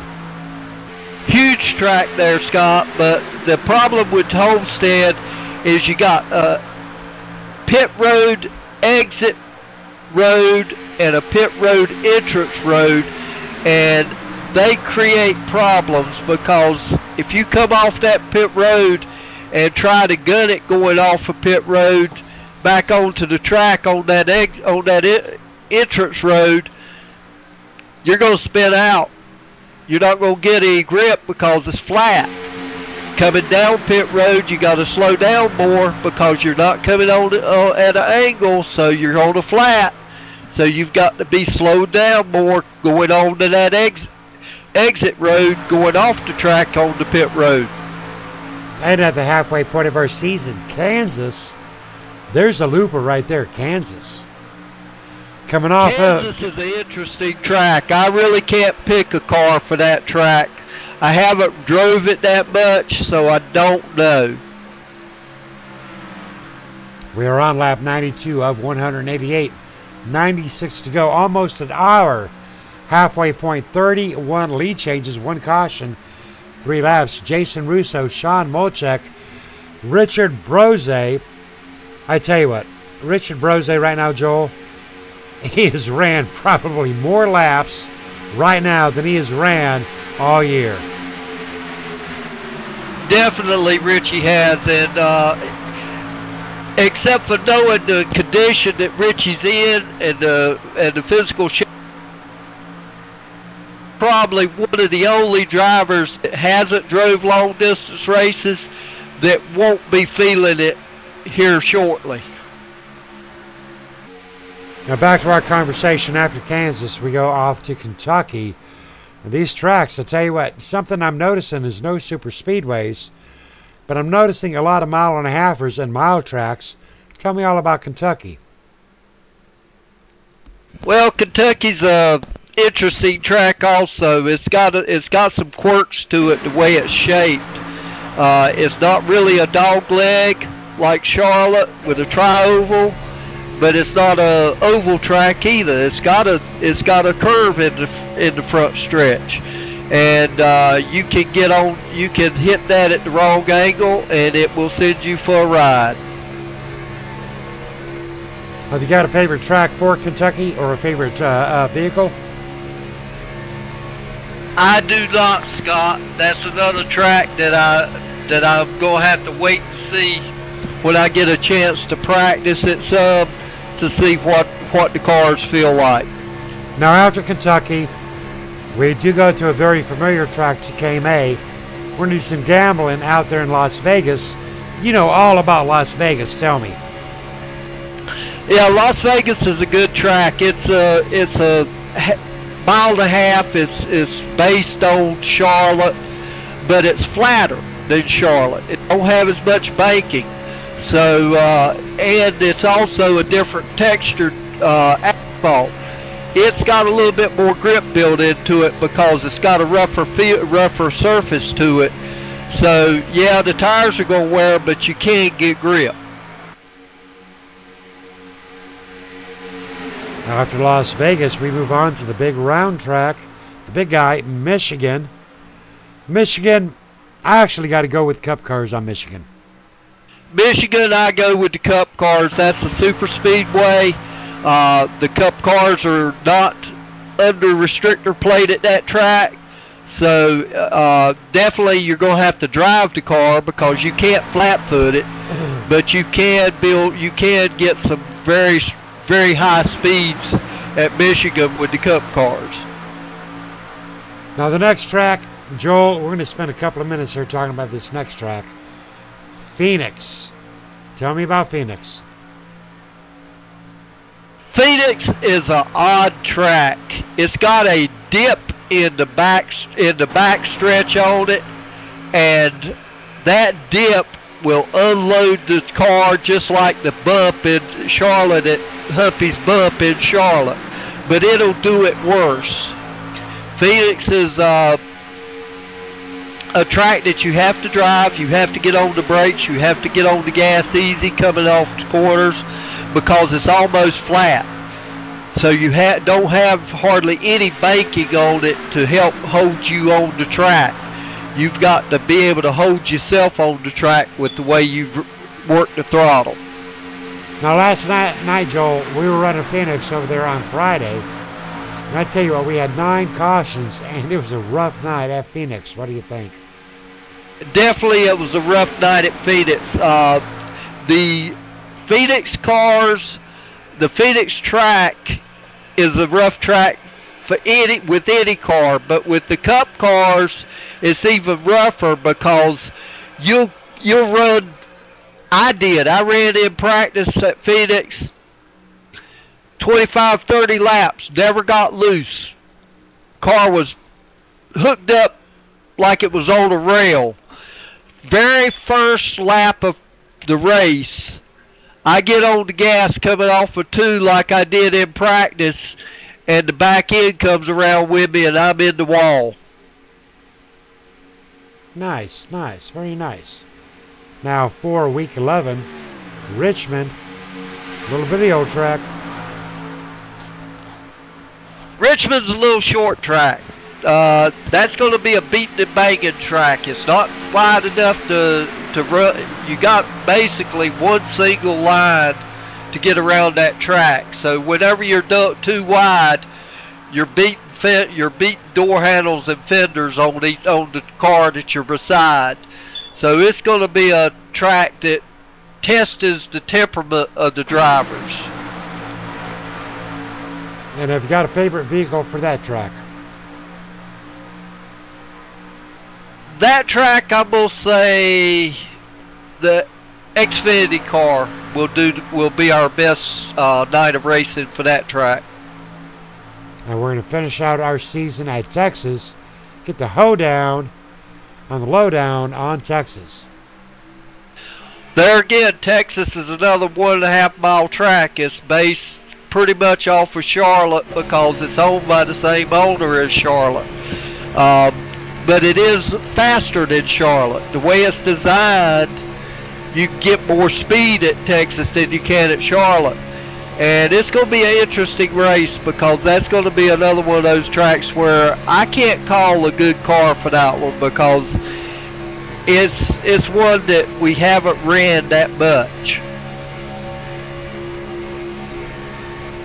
I'll tell you what, folks, there is the information on our upcoming 12-week series brought to you by Kma Racing. Big shout out to our sponsors, Jason Russo, Richard Brose, currently in positions 1 and 2. Jason Russo, our Tuesday night sponsor, Richard Brose. Our Thursday night sponsor, Gary Whitmer Jr., back in 6th. Our Monday night sponsor, Greg McClendon, working for Fridays, not able to join us tonight. Caution free, one caution, 3 wide with a Lynn McNeese. 1 caution, Joel. Lap 101, 87 to go. Yeah, and we're fixing to start getting some green flag pit stops. I've been watching the laps, and I think 66 and 5 and 14 is fixing to come down pit road. Got those cameras locked and loaded on 66 and 5. Number 5 of Gary Whitmer. GW Graphics, our Monday night sponsor. And there goes the number 22 and 66 and 5 into pit row. You got 14, 15, 07, 66, the 5, the 22, and the 40 all on pit road at the same time. A lot of activity out here on pit row. One caution night lap, 102 of 188, 86 to go. What do you think these green flag pit stops are going to do for this race tonight? Well, the green flag pit stops will break up the packs. This group here, if they all get out together, will be in a pack by themselves, so they won't have to worry about the other cars. If they made a mistake and got caught speeding on pit road or coming down pit road or slid through their pits, they won't get out together, and so they'll break the pack up even more. But it looks like to me all of them got out together. Our race leader, Len McNeese, going into pit row. In-car camera with Len McNeese in pit row. Talk to me about what you got to do in pit road, Joel. To get on pit road, you got to slow that car down to 55 mile an hour before that yellow cone. You got to stay 55 or under till you get to your pit stall. You can't slide through your pits. If you do, you lose time backing up before the crew will start working on it. Then you got to have it exactly in the right spot, or the crew loses time by having to move out of position to get to the car to continue the pit stop. So it's not just driving on pit road and get gas and go. You've got to drive on the pit road the right way, and then coming off of pit road, you can't speed. If you do, you're going to get a black flag and a drive-through penalty. Taking a look at our current running order, we've got Sean Molchek, Richard Brose out there in first and second. Edward Bray, Jason Russo in third and fourth. Lynn McNeese and Wayne Feldman in fifth and sixth. And I tell you what, you know, this, I really thought that the pack would be broken up by now. But we've got right now a 4-car pack bearing down on 2. They're not only bearing down, they're eating them alive, Joel. Yeah, Edward Bray and Jason Russo are really flying. They just went by the 07 and the 15 like they were setting steel. Oh, that'll be a caution. Owie. Will it? Will it? Yes, no, maybe so. Joel, keep us on live, but I'm going to back that up. Looking at the number 22 right there, up onto the number 40 of Garrett Potts. Oh, and you know what, Joel? I got to slow this way down because I'm not seeing what happened here. So here we go. Number 22 clearly coming up onto the number 40. But I tell you what, the number 22 going for a ride. All right, but Joel, we're still green flag. Talk to me. Yeah, I don't understand why we're still green flag, but Jason and Edwards out in front and pulling away from the rest of the pack because those cars didn't get off the track that quick, so I'm not sure why that didn't cause a green flag. What are the parameters of a caution being thrown? Well, you gotta be on the track and blocking the track or stopped on the track pretty much. And from what I saw, they didn't really stop on the track. They slid down the track. So as long as they don't stop on the track, you won't get a flag. Right, caution free still here. 1 caution, 3 laps. Taking a look at our race summary, ladies and gentlemen. 106 laps complete of 188. 37 laps to go. 1 caution, totaling 3 laps. So that means we have ran 103 laps. Well, damn, Joel, I just might get giggly. Yeah, that might happen for both of us. That was a awesome wreck that happened one car went completely out of the track, the other one went all the way down onto the apron, and that's why the caution didn't come out. Edward Bray, Jason Russo, Sean Molchek, Richard Brose. Our top 4, Gary Whitmer Jr., 5th position at 10 seconds back, working along with the lap traffic of Travis Browder, 1 lap down. Len McNeese in 6th position, lead lap, and the 126 of Wayne Feldman. So right now, Travis Browder is 1 lap down. Is he an asset to the number 5 of Gary Whitmer? Is he an asset or is he an ass? If Gary's by himself, then he's an asset as long as he don't have any damage, because if he don't have damage, that means that him and Gary can hook up together and they can pull away somewhat and possibly catch the front 4. Now we're still looking at 2 pit stops though. We're with 80 to go. Drivers are looking at 30. Oh, 2.5 pit stops. 2.5 pit stops. Yeah, the main thing is just stay on the lead lap right now, because pit stops are coming, and you can do some things in the pits to gain positions. Edward Bray, Jason Russo, Sean Molchek, Richard Brose, our top 4. And you know what, Joel? They're not even racing up there. What's up with our leaders? The leaders are up front. They're not nose to tail. They're close, but they're not touching each other. They're just, those top 5 cars, they're just out there for a Sunday drive until they get through these next pit stops. They don't have anybody they need to be racing against. They just need to stay in line and keep pulling away from the rest of the field until they make that final pit stop, and then they go to racing against each other. Edward Bray leading 27 laps, Jason Russo leading 25, Sean Molchek leading 5. Richard Brose has actually led 21 tonight. Gary Whitmer leading 2, Lee McNeese leading 2 as well.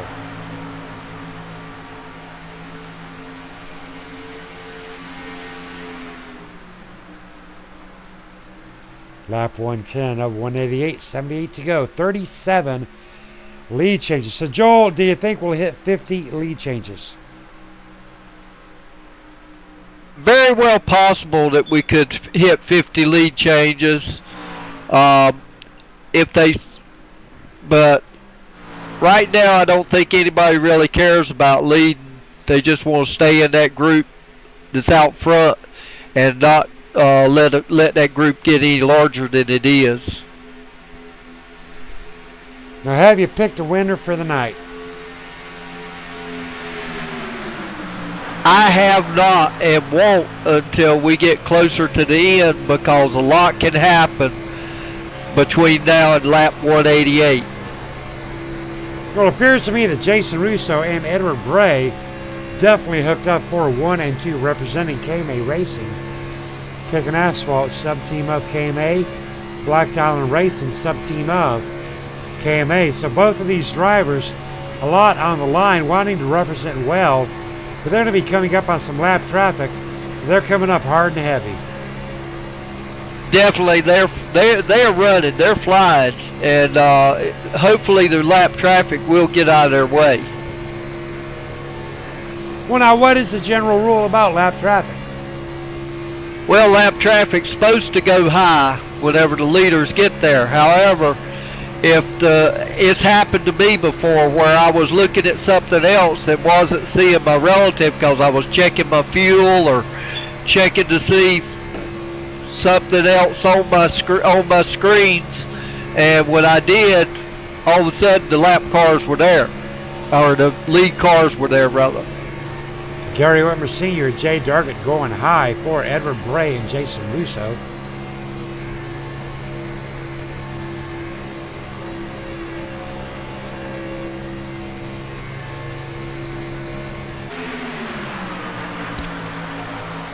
Yeah, those 5 cars are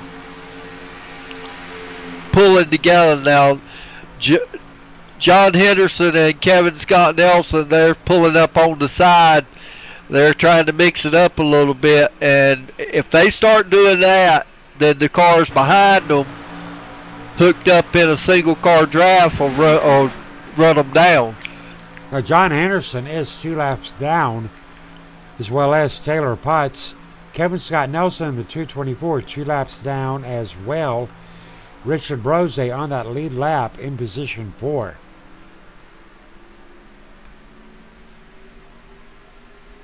Yeah, John Henderson and Kevin Scott Nelson, they're trying to get one of their laps back the hard way, which is get out in front and lead so that they can drive around the track if another caution comes out.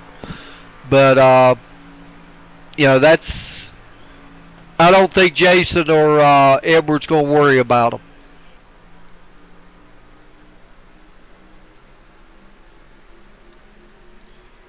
Very impressed with these drivers out here tonight, Joel. 1 caution totaling out 3 laps. We have ran 111 laps of green flag racing. Yeah, remarkable that we've ran that many laps here at Talladega green flag, but that's due to the car that they're in. That car don't slide around like the other ones. It drafts good. It don't buffet around behind the car like the trucks do, or the Cup cars, or the Xfinity cars do. Edward Bray, Jason Russo, Richard Brose. Going to jump in-car camera to Richard Brose. Now, Joel, a lot of stuff to pay attention when you're in-car camera with Richard Brose. Talk to me about the gauges and the dials. Well, you got 3 gauges that you're looking at, that you're really, 2 that you're concerned with. That's your oil temperature and your water temperature. The tachometer just tells you how fast you're going, so you really don't worry about it because you're flat-footed all the way. But you want to keep your eye on that water temp and that oil temp when you're drafting, because they will run up quick.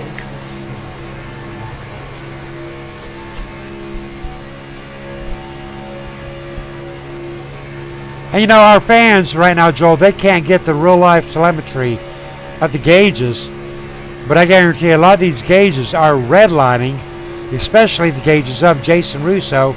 3 wide with Potts Racing. In-car camera with Richard Brose. Now, one thing I'm not seeing, Joel, these cars are not as temperamental as the trucks on that bumper spin. No, they're not, because they don't move around behind the car like the trucks do.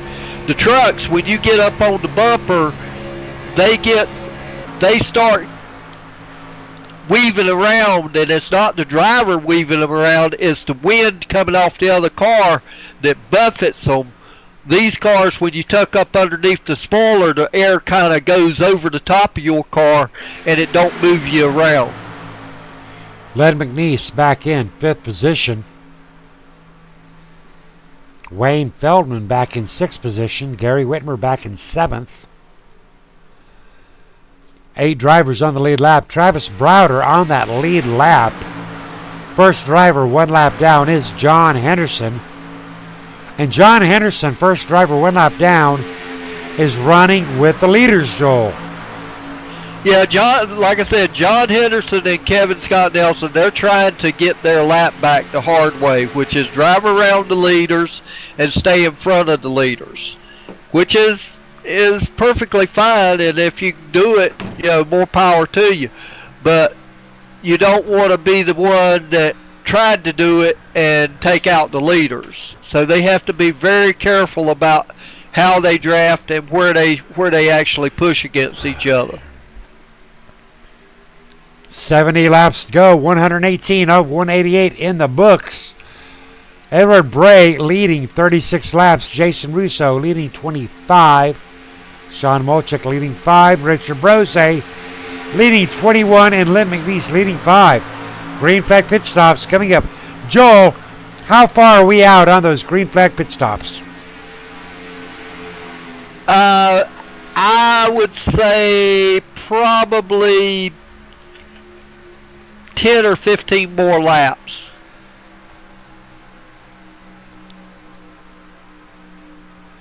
Awesome racing out here tonight in the If You Ain't Ordnance, You Ain't Shit. Proudly brought to you by John Henderson, Kma Racing special event. Join us tomorrow night, ladies and gentlemen, for a much shorter race. 125 laps at Auto Club in our race for pad. People Against Distracted Driving. Now I noticed something right now about Jason. He's backing off from Edward considerably because I think he's getting warm, so he's getting where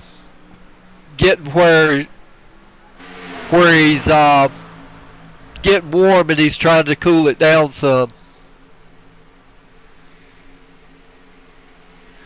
Big gap between Sean Molchik and the number 15 and the number 66 of Edward Bray. Richard Brose out there on that outside lane, stranded, high and dry. Going to get a little bit of help there from two other drivers, the 111 of John Henderson, the number 224 of Kevin Scott Nelson.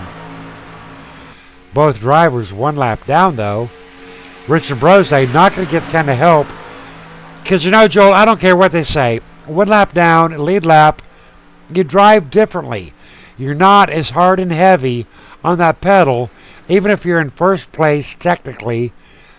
As a lap down driver, you're not on that pedal as hard and heavy. No, you're not. And the 18 cars just come down pit road for a green flag stop. So green flag stops are not that far away. But that is Travis Browder in the number 18. Big shout out there too. Travis Browder for a green flag pit stop in and out of pit row.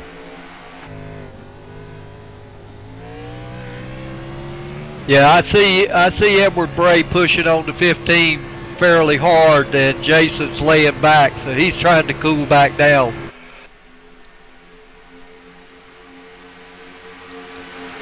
Lap 122 of 188, 66 to go.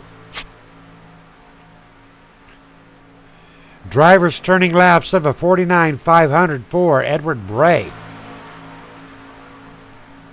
Yeah, they're turning good lap times, and I would say they probably got about 4 gallons of fuel left, so that would be about 8 more laps. Still going to have to pit 2.5 more times. Wayne Feldman. Haven't talked about Wayne Feldman a whole lot tonight. Wayne Feldman right now in 6th position. 11.2 seconds back off of our race leaders.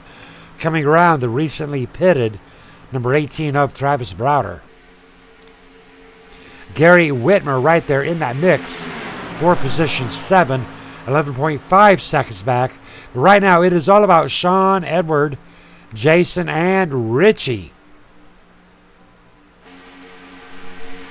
Yeah, it looks like Richie's going down to the inside and getting ready.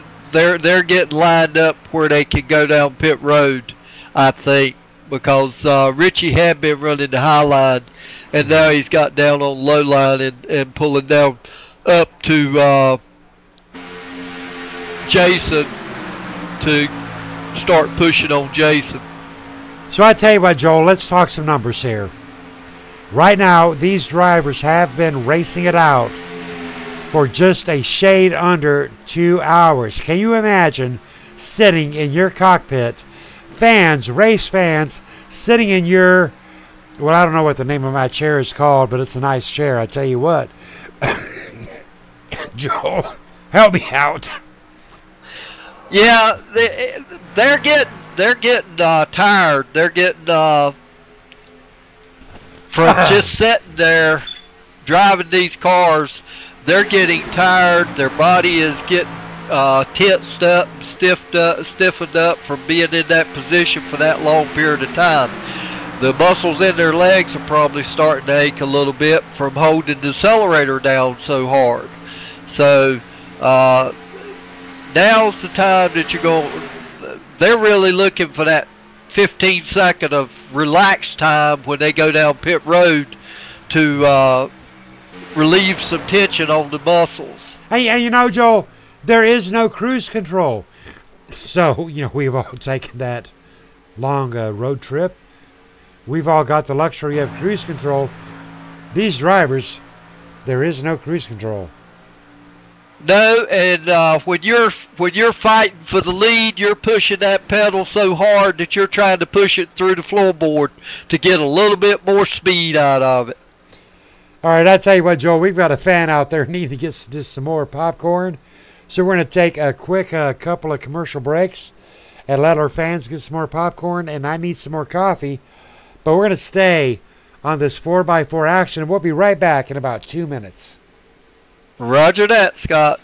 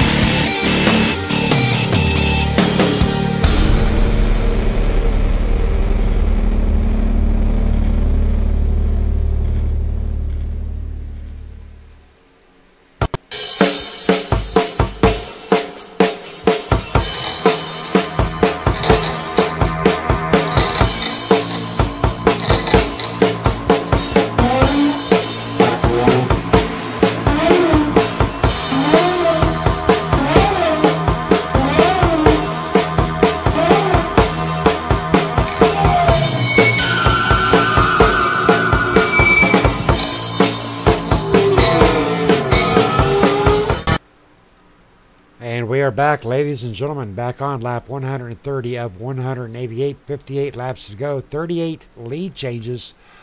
What a night. I tell you what, you know, usually you'll hear me say these drivers are wearing me out due to cautions, but I tell you what, Joel, tonight they're wearing me out to Green Flag Racing. Definitely they're wearing you out to Green Flag Racing, because now you got to find things to talk about other than just telling the stats of the car where they're at.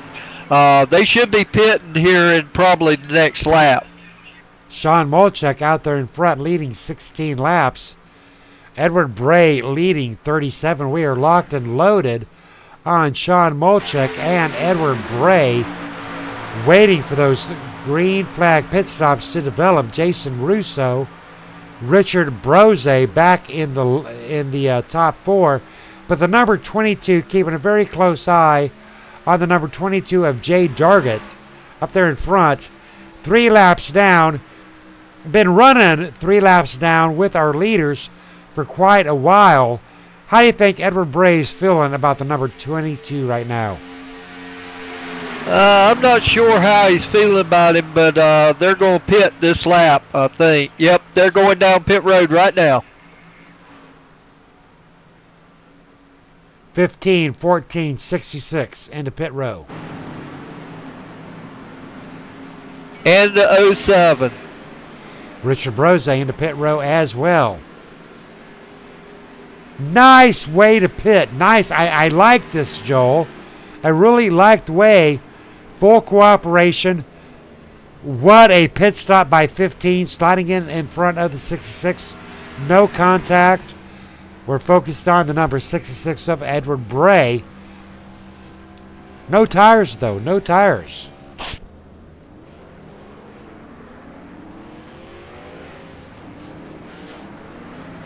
Interesting. Edward Bray sitting there. Ooh, I think Edward Bray got a penalty coming in. What do you think? Yeah, I was listening to the scanner, and he got caught for speed coming in.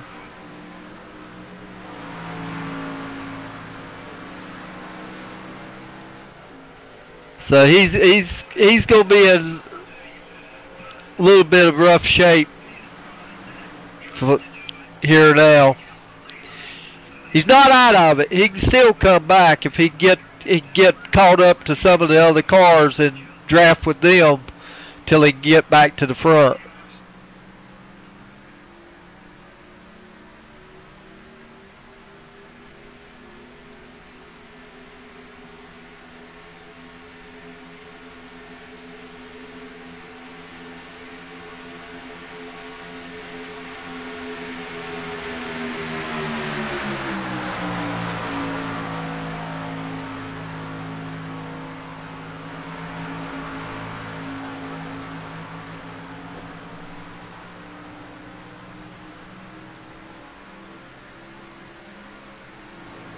Sean Molchek, Richard Brose, Jason Russo with 55 to go.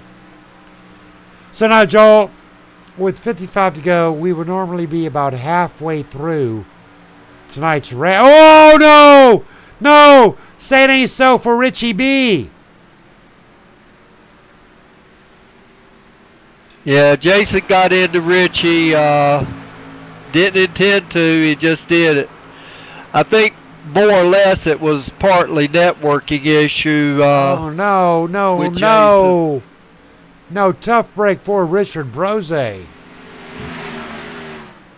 Oh, that's got to hurt, Joel. That's got to hurt. Definitely it hurts.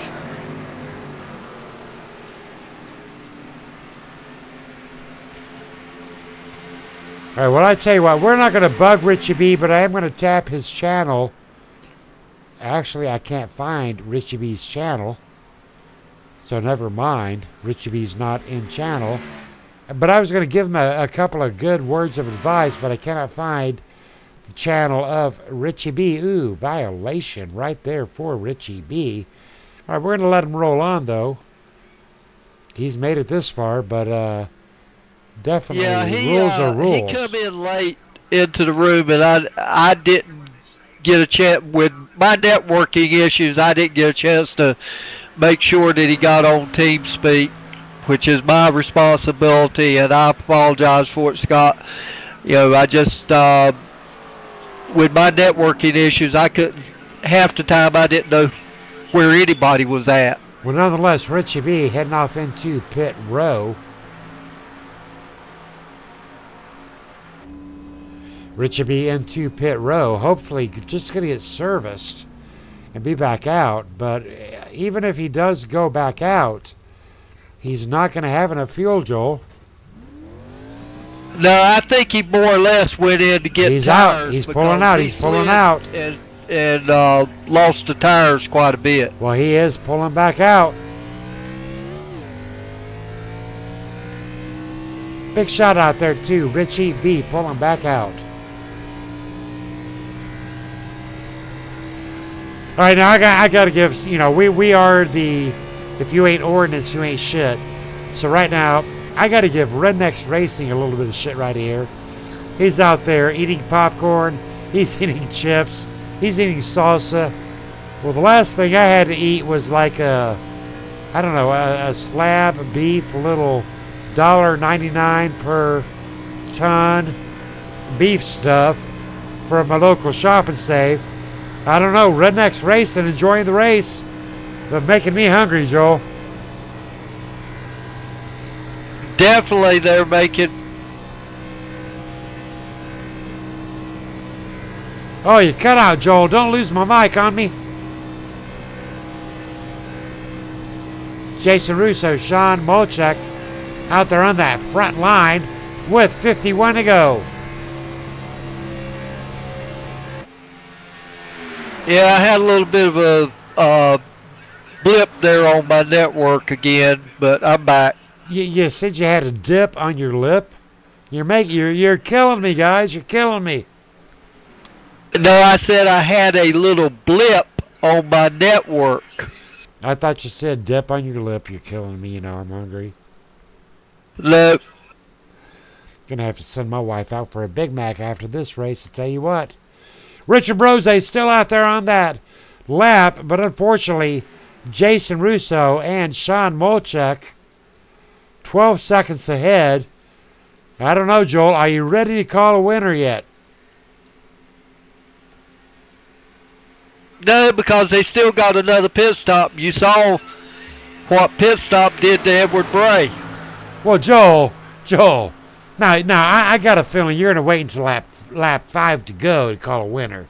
Now, you can't do that. No, I'll make my pick after I see the last pit stop. Oh, no, I'm not sure that's fair. All's fair in love and war, and this is war. Jason Russo, Sean Molchuk, positions 1 and 2. Len McNeese, Edward Bray, 11 seconds back with one more pit stop to go. Lap 139 of 188, 49 to go. 40 lead changes. Joel, will we hit 50? With just two cars up front battling each other right now, I don't think so. When you had 4 or 5 other cars up there, yeah, you could see lead changes, but with just 2 in the lead, they can't make anything happen by themselves. So we're looking at 13 drivers left in tonight's race. We started out with 26. We have got Gary Whitmer Sr. He is 5 laps down. Dean Viney, position 12. 4 laps down. Jay Dargett in the number 22. 3 laps down. Kevin Scott Nelson, 2 laps down. John Henderson, our host, 2 laps down. Travis Browder, 1 lap down. Richard Brose, 1 lap down. 6 drivers on the lead lap. Taking a look at our running order. Jason Russo, Sean Molchek, Len McNeese, Edward Bray, Gary Whitmer Jr., position 5. Wayne Feldman, position 6. Yeah, Richie Brose is caught up to Sean Molchek and Jason Russo, so he's the first car lap down. So if the caution comes out, he's the lucky dog. But you know, Joel, with one caution over 141 laps, I would be stunned if that caution come out. Definitely I would be too, but you know, that's something you just have to hope for if you're in Richie's place to get back on the lead lap. Now, right now he is on the tail end of Jason Russo and Sean Molchek. how hard is it? We're going to go in-car camera with Richard Brose, and we're going to go in-car camera. Joel, tell me all about the struggle Richard Brose is having right now. Well, Richie's not on their bumpers, so he's there, but he's not there. He's not close enough to be really drafted on them yet.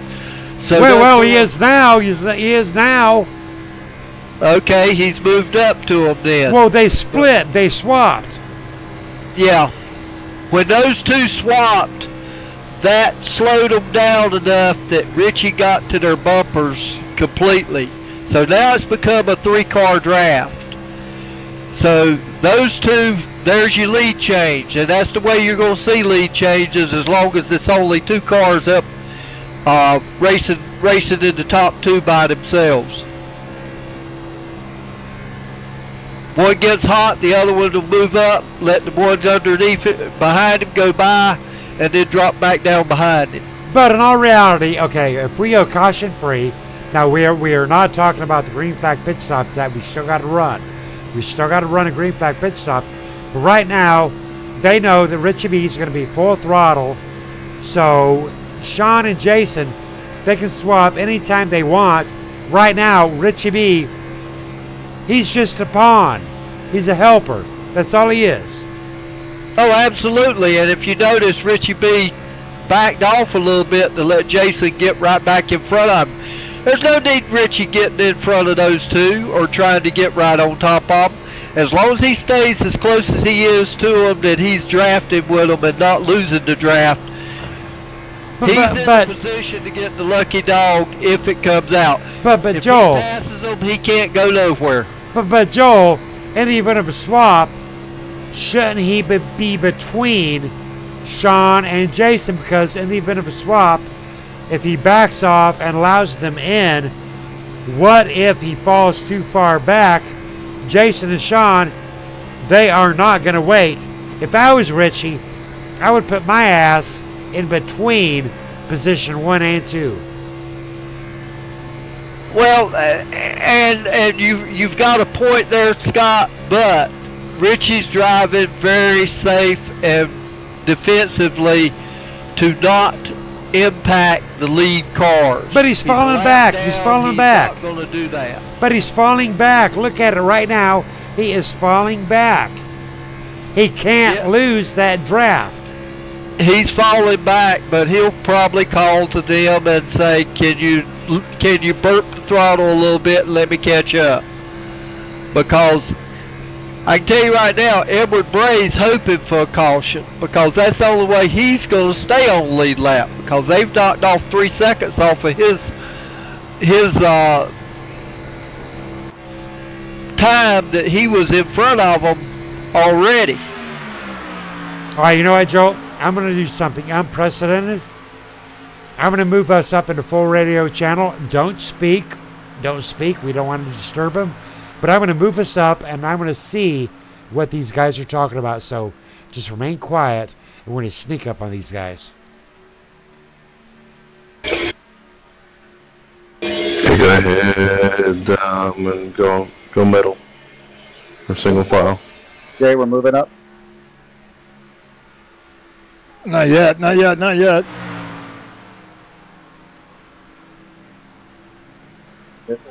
Sorry about that. That's all right. I'm a very cautious driver. Like an old lady. We're here now. Thank you, gentlemen. Yeah.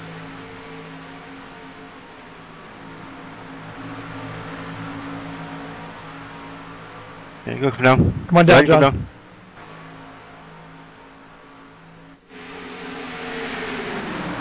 You still got us, Gary Senior?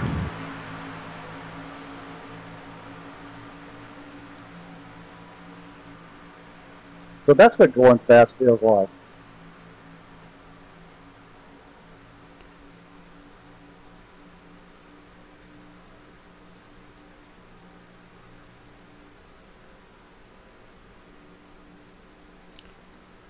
So, Joel, we were up there in that driver's channel. Seems like they're getting along pretty well. What do you think? Yeah, they're getting along pretty well. Like I say, they right now, Sean and Jason, they've got it under control. They'll swap when they get hot. They're not racing each other yet.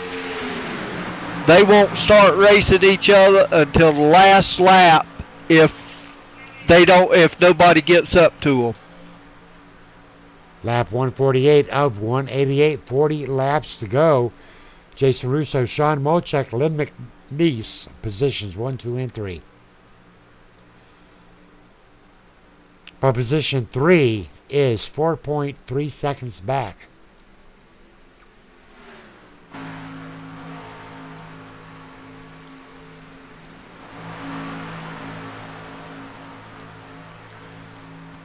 Yeah, that pack that's back there, that big group of cars, they're going to catch them because they've got more drafting, so they're moving faster than the 2 lead cars.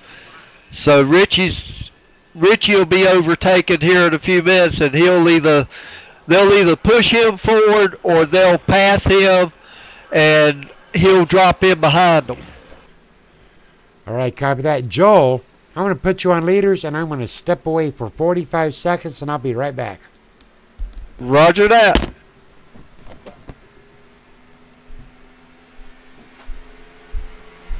Yeah, the leaders are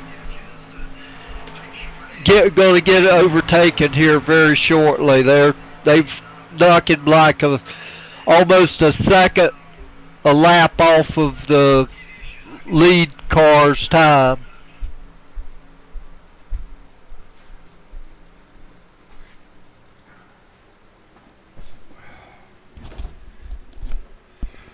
And I am back. Was that 45 or was that 45? I'll tell you what.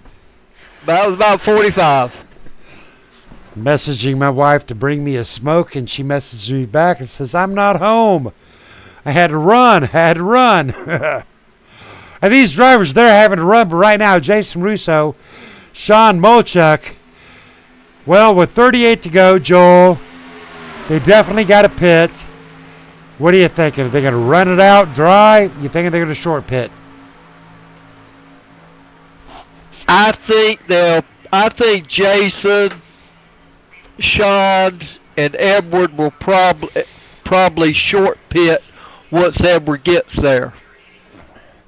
Well, Sean and Sean and Jason, they're not that close to being 1 and 2. They are not that close to one another. They ought to be better friends of this right now with 37 to go. They are not looking like best buds.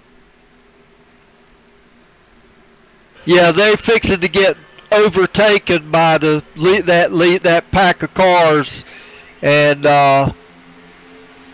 once they get overtaken and get shuffled out, I think probably 66 to 5 to 14, and Sean will probably pit together.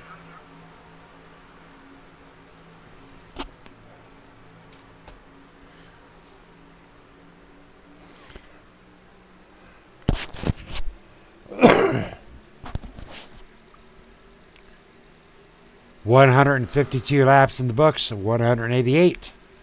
36 to go. I tell you what, Joel, this is my first full-length, almost Daytona 500. And I tell you what, I am glad you are here. Edward Bray, Gary Whitmer, things are heating back up here at the front. Yes, definitely they're heating back up. And oh, by the way, Scott, at the end of this race, you will have did a Talladega 500. So this is equivalent to a Talladega 500. Yes, it is. 188 laps at Talladega is 500 miles. Well, I tell you what, I know I'm not as good as the guys up there on the NBC channel or the ABC channel, but I tell you what, I feel their pain after tonight, and I'm glad I got a partner up here. But I tell you what, Len McNeese right there out there in first place, man, he is doing a lot of praying out there side by side with the number 66. And look at Gary Whitmer Jr. Gary Whitmer Jr., GW Graphics in third place. Definitely, like I said, 66, 14, the 5, possibly the 15 will probably group together to pit together. And, you know, last night, Joel, I had so many drivers' interviews. I was ready to start interviewing fans. I was going to pull my grandbaby in here. I called up my daughter, like, hey, can you get over here? I'm running out of people to interview tonight. I've had one interview. This is awesome racing out here, brought to you by Kma Racing and John Henderson. And if you ain't ordnance, you ain't shit. And I tell you what, if you ain't green flag, you ain't shit.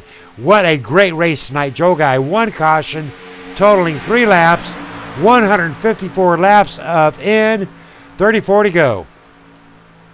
Yeah, definitely been a good race, and it's turning out to be a barn burner now because all the packs together. But so, we got one more pit stop though.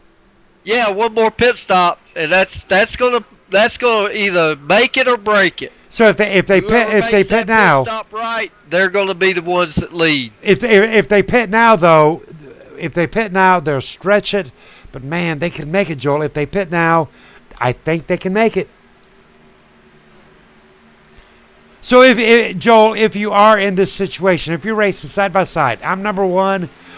Whoa, there goes the driver down. So Joel, if I'm beside you, and I pit now, and you pit the next lap, how's that going to work out? What that's going to do is whoever pits first, they're going to be the leaders when the other ones pit. So whatever time you can make on pit road and getting up to speed and getting around the track in front or passing the cars that took over the lead, that puts you that much further ahead of them when they do pit. Now that brings up the question of the draft zone though. So you pit first, I pit second. I'm coming out, you're coming around me, but I'm 0.6, I'm 0.7, I'm 0.8, I'm 0.9.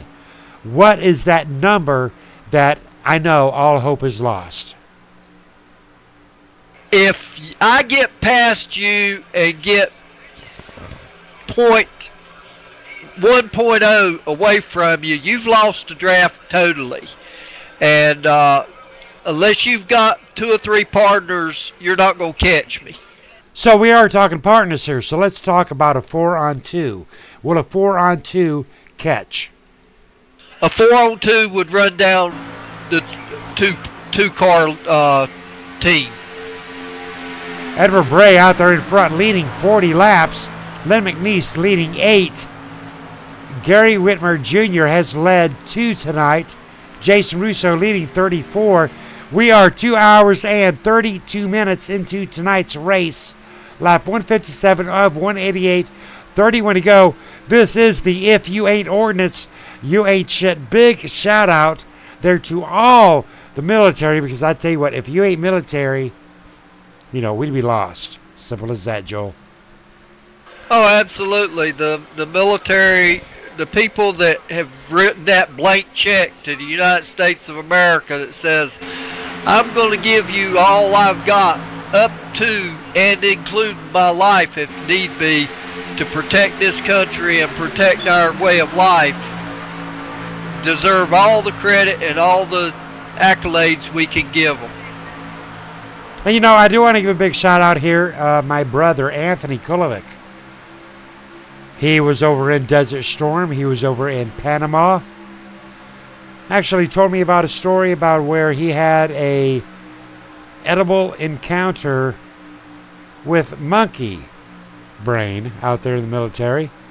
A lot of things happen out there in the military. My younger sister Cheryl, she can beat me in a mile a minute. I tell you what, working over with the National Guard. My Aunt Mary, my Aunt Jerry, my mother over there in the military, along with my stepfather, along with my Uncle Jerry. Joel, tell me about your military history. Well, we're fixing to have green flag pit stops, Scott, so let's get back to that after them. And who are we looking at here, Joel? Be the 5, the 66, the 14, and the Lembanese in the 84.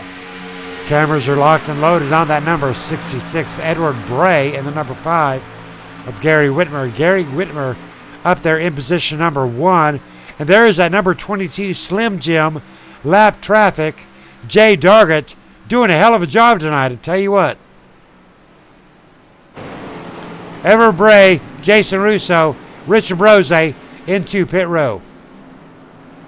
Yeah, you've got a whole group in pit road right now. You've got Travis Browder back in pit road with them. So all of them are pitting together this time. Awesomeness, awesomeness. We love green flag pit stops here at Kma Racing. Oftentimes hard to find, but I tell you what, tonight these drivers have found them. Definitely they found them, and even Travis was the first to finish his pits, but he sat there waiting for the other cars, so he had teammates coming back out on track. Well, and you know, this is Talladega. Draft is everything. Draft is absolutely everything. Oh, absolutely. If you don't have draft partner, you're going to the back and going quick.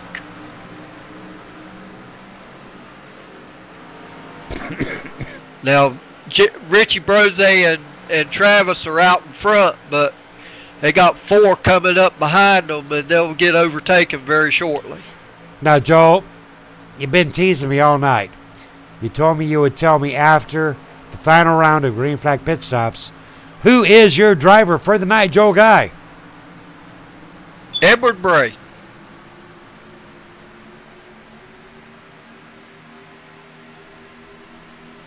You're thinking Edward Bray will win tonight's race. Now, Edward Bray currently is in 3rd. What about Wayne Feldman? Now, Wayne Feldman is up there in first place position. Don't know who Wayne Feldman's got a partner with. Well, he's with Jason Russo. Well, right now, yeah, but I mean, you think Jason's going to stay with Wayne and not go with Edward? Oh, he's going to go with Edward. No doubt, no doubt. And he's got Gary Whitmer on his tail. Yeah, see, you got Gary, you got Jason, and you got Edward. Well, there they together. go. So that 3 will work together. Well, there they go, going underneath. That's right. Getting ready to eat alive, Travis Browder. 26 to go. Well, right now, Joel, this ain't nothing more than a pit party.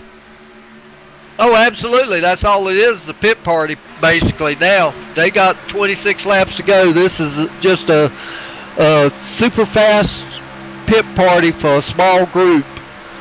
Richard the race. Richard Brose falling to 1 lap down. Now, all right, let's talk dynamics. Is there any way Richard Brose, right now, he's on the tail end of the leaders. He's still got a pit. If he pits now, pure dynamics, if he knows that pit stop, can he come back in front of those leaders? Richard Brose's already pitted. He pitted with the leaders. So he is 1 lap down. He's 1 lap down, but he's the first car lap down, and he's already went into pit road. John Henderson's just now fixing the pit. He's another car that's a lap down, so he'll go. Richie needs a caution. Richie needs a caution. Richie needs a caution to get back on the lead lap, but Richie did the smart thing. He went in with the group he was racing with, which was the lead pack, come out with the lead pack, so all the other lap down cars that pit behind him go 2 laps under him, or go a lap down to him. Take a look at our KMA TV chat. We've got an interesting phrase up there, Joel Guy. Joel, were you a military brat? I was not a military brat. My father was in the Navy. He was on the USS Cowpens, which was an aircraft carrier. I did learn quite a bit from him about being in the military and what it meant to be in the military. He taught me a heck of a lot about knot tying as a Navy person. And I decided when I went in the military, I decided I wanted to go into Marine. I liked the way the Marine Corps uniforms looked better, so I went into Marines. Becky Whitmer out there on that Kma TV chat asking, she's a military brat. Does that count? Now, Joel, tell us what a military brat is. Military brat's a child that has lived with military family while they're in the military. Nothing to be ashamed of. Nothing to be ashamed of. They're not prior military before they had their family. They actually have their family while they're in the military. Well, if that's the case, I think half my family are brats. Probably so. Like I said, my father was in World War II. When he got out of World War II, he got married, and I come along in 1953, so I was not a military brat.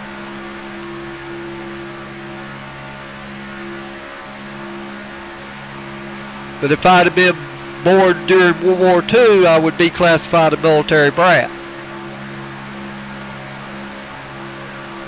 I do want to give out one final shout out here tonight. This is the If You Ain't Ordnance, You Ain't Shit, brought to you by John Henderson.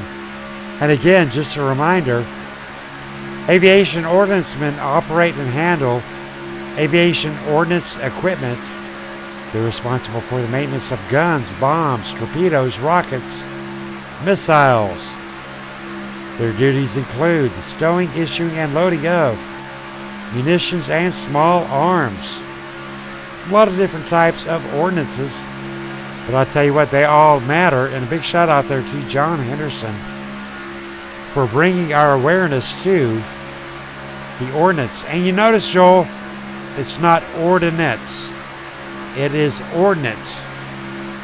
Oh, absolutely. We drop a letter. One of the biggest guns that the Navy and John Henderson worked with would be the 16-inch guns like on the USS North Carolina, which they could throw a shell 26 miles with no problems. Wow. That is pretty intense. Yeah, well, when those guns go off, it actually, if they had the ship turned sideways and fired both sets of guns, the ones on the back and the front, the ship would move sideways. Nice. Jason Russo, Edward Bray, Gary Whitmer in positions 1, 2, and 3. Travis Browder setting 3 laps down, technically in position 4. So right now, if you are Travis Browder with 20 to go after 168 laps, what's your frame of mind for Travis? My frame of mind would be to finish where I'm at, not try to force the issue with the leaders, because I can't. Even if I make up 1 lap, that ain't done nothing but maybe 2 laps down. So he's in a position, even though he's in 4th place in the line of cars, he's actually in 8th place, and that's as high as he's going to get. Becky Whitmer giving a shout out there to the Marines, Army, and Air Force. Rednecks Racing looking at 20 laps to go. And I tell you what, Joel, again, I will mention this is my first almost Daytona 500, and it's not Daytona, it's Talladega, but I tell you what, you said it was equivalent to, and I tell you what a night, but I am not nearly as tired. How can Jason Russo and Edward Brayfield take us down to how those drivers have got to feel right now as we go in-car camera with Gary Whitmer Jr.? Well, the drivers, especially the ones that's got the headsets on for the Oculus Rift, those headsets are getting heavy. They're having to hold their heads up with those things on, and so that's working on their necks, their arms. If they've got force feedback in their fighting the steering any at all with strength on it. Their arms are beginning to ache because they've been sitting there turning that wheel left for almost 188 laps now. So every inch of their body is getting a workout. John Henderson, I've got a copy. All right, so did you have some connection issues right there? My whole computer just locked up. All right, so are you back on track? Am I bugging you? No, you're not bugging. You have to be on track. You can talk to me. All right, well, I tell you what. Now, we are in the lap 171 of 188. You are our host with the most tonight. Joel and I have been up here talking about the if you ain't ordnance, you ain't shit. I'm assuming you're out of the race tonight. Maybe. Just keep talking. All right, well, I tell you, if I'm bugging you, let me know. But I want to know a little bit more about the if you ain't ordnance, you ain't shit. Now you've got the time. Talk to me a little bit more. Simple. Well, tell me all about it. Well, it's just being an ordnanceman. It's and what's really funny is there's only two organizations in the entire Navy that has associations: the boatswain's mates and the ordnancemen. And we're pretty proud of it. Pretty proud of the fact that without us, there's no conquering anybody. Now I tell you what, John. Tonight, these drivers, we've only had one caution for 172 laps. Now, I am not disrespecting KMA in any way, shape, or form, but I tell you what, I am a little bit stunned tonight. I was expecting a 4-hour broadcast. Tonight, we're looking at about 3. What are your thoughts about tonight's race, John? And I tell you what, I couldn't be prouder. When you run 188, you get a little worried about it. But, these guys, they race hard, but yet they still they did good at, keeping their P's and Q's. And the nice thing is Talladega is a big track, and that's why I chose it, because, you can race it and have some fun. But, and if you mess up, there's a little bit of room to, be nice to you. Now, Joel, you as a military Marine guy, John as a Navy guy. Joel, any questions for John? Not really. We have our funny little quirks about each organization, even though the Marine Corps is part of the Navy Department of Navy. Yeah, 10-4. That's why they put at the bottom the checks, the Department of the Navy, because Well, I tell you what, either way it goes, I am proud to be in the booth with either of you guys. You guys are veterans. I was not able to serve my country for various health reasons, but I am proud to stand here, actually sit here, and have two of the finest departments of, the Marine Corps and the Navy Corps here by my side. So I've been bugging Joel all night, John, and he has chosen Edward Bray to win tonight's race. John, have you got a favorite for the winner? And I tell you what, I'm running the same setup that Jason has, and it is fast. So I'm gonna say that Jason in the 14 car is gonna pull it off. But we've got 13 to go. Edward Bray is all over the rear end of Jason Russo. We've got Gary Whitmer back there in third position. We've got Travis Browder as lap traffic. And Travis Browder is not going to be a factor. Do you think Edward is going to get greedy, or do you think that Edward's just going to push on Jason Russo? Yeah, I think he's going to get greedy, because you don't run 187 laps to finish second. I tell you what, just one caution tonight. 175 laps, one caution. Not only am I tickled pink, I am worn out, John. Well, the thing about it is I was racing along here, and I'm thinking, man, what does Scott have to talk about with no cautions going on? Nobody wants to talk to him. Maybe it's a blessing that Joel had some computer issues tonight, so he could hang up there with you. Well, it could very well be, and I tell you what, Joel is one of my best co-announcers. But John, now I do want to talk to you real quick about a very special race tomorrow night. PAD, People Against Distracted Driving. You being a Navy guy, They're strict up on the rules. They want to protect their servicemen. How does Pad roll in with a military uniform? Well, you know, I tell you what, I think it's an awesome thing. It's, you know, anything that keeps you from getting hurt.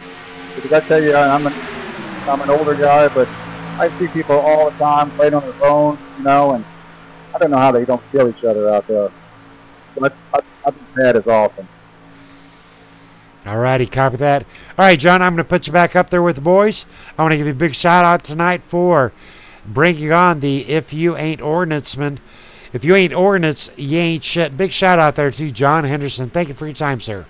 Thank you, buddy. Have a good one. So, Joel, are you still betting on Edward Bray? Yeah, I'm betting on Edward. I think on the last turn of the last lap, he'll either duck under or around the outside of the 14. You know, I got to disagree. I think Edward is going to be very true to Jason Russo. Now, we got Gary Whitmer back there in third place, and I tell you what, this would be a shining example of Kma Racing for Jason Russo, representing Kicking Asphalt, sub-team of KMA, Black Talon, sub-team of KMA, and second, Gary Whitmer Jr., GW Graphics, sponsor of KMA. 1, 2, 3. I am predicting Jason, Edward, and Gary. I think it'll be those will be the top three, but I think Edward will be the first place car. Travis Browder in that number 18, putting on a hell of a show tonight. I tell you, very proud of Travis Browder. Richard Brose, this has got to be the most laps Richard Brose has ran in his entire career. Pretty much, I'd say it is. Wow, wow. I mean, him to go 188 laps is awesome deal for him. I think Richie B is going to probably be late for work. And I tell you what, ladies and gentlemen, talking about Richie B, I got a logo around here somewhere for Richie B. If I can find it. There it is. Richie B. If you're ever out there in Dothan. Now, he corrected me. It's not Dothan. It's Dothan. Dothan, Alabama. Check out Richie B. Best Chicago style, New York style, best damn pizza you're going to find on this side, any side of the Mason-Dixon. Richie B. I am so impressed with Richie B. kicking ass tonight in the If You Ain't Ordnance, You Ain't Shit. Yeah, I don't think he'll be late for work tomorrow, though, Scott. He's got to make some money to pay for that daggone awesome demon that he just had delivered to him. The demon, yes, sir, Bob. Now, Did you know that car come on a reliable car carrier? It didn't even come to the dealership. See, Joel. Carriers. Joel, I'm not a car guy. You gotta explain to me. Now he's got a demon, but my son-in-law, he's got a Challenger, just like Richie B. I'm not sure what the difference is between Richie B's demon and my son-in-law's Challenger, other than probably about 30 grand. Well, the demon that Richie B bought is basically built to race. That's what it was built for. Yeah, my son-in-law's, it's got a stock price of about 40, 41, 42 maybe.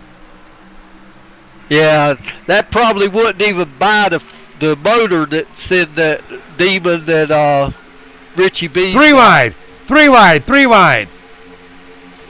All right, let's quit talking about how poor my son-in-law is. I'm going to embarrass him. Get back to racing. I'm here with Jason Russo, Edward Bray. Travis Browder still fighting for it. 6 to go. 182 of 188. Yeah, they're in the short hairs now for the race. Now's when the top three will make a decision who's going where. Jason Russo, Edward Bray, Gary Whitmer Jr. This would be a maniacal placement for Gary Whitmer Jr. to place top 3 after 188 damn laps. What a race. Richard Brose in 4th place.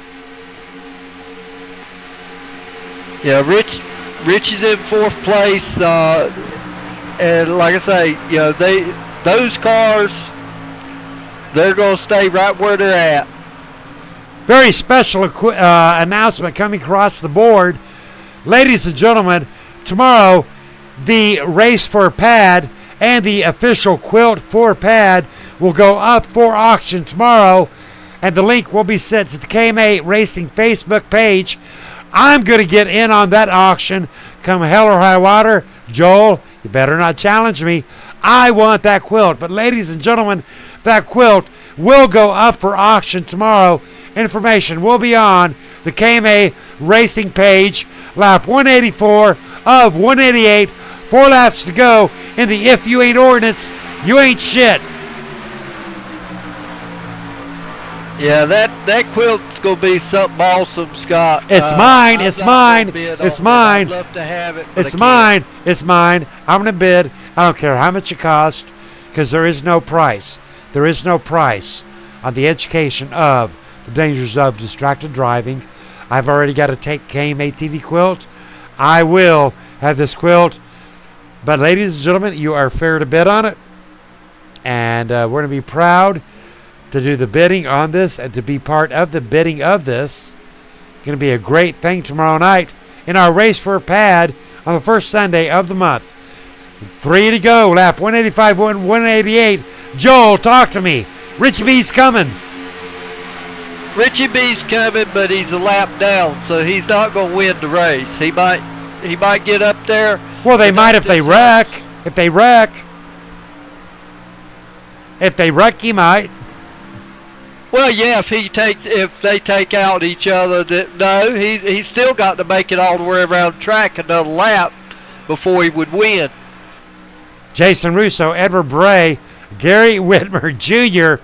I'm getting excited, Joel. I hear that, Scott. I hear that in your voice that you're getting excited. I tell you what, I am stunned. One caution tonight. I am stunned. What do you think, Joel?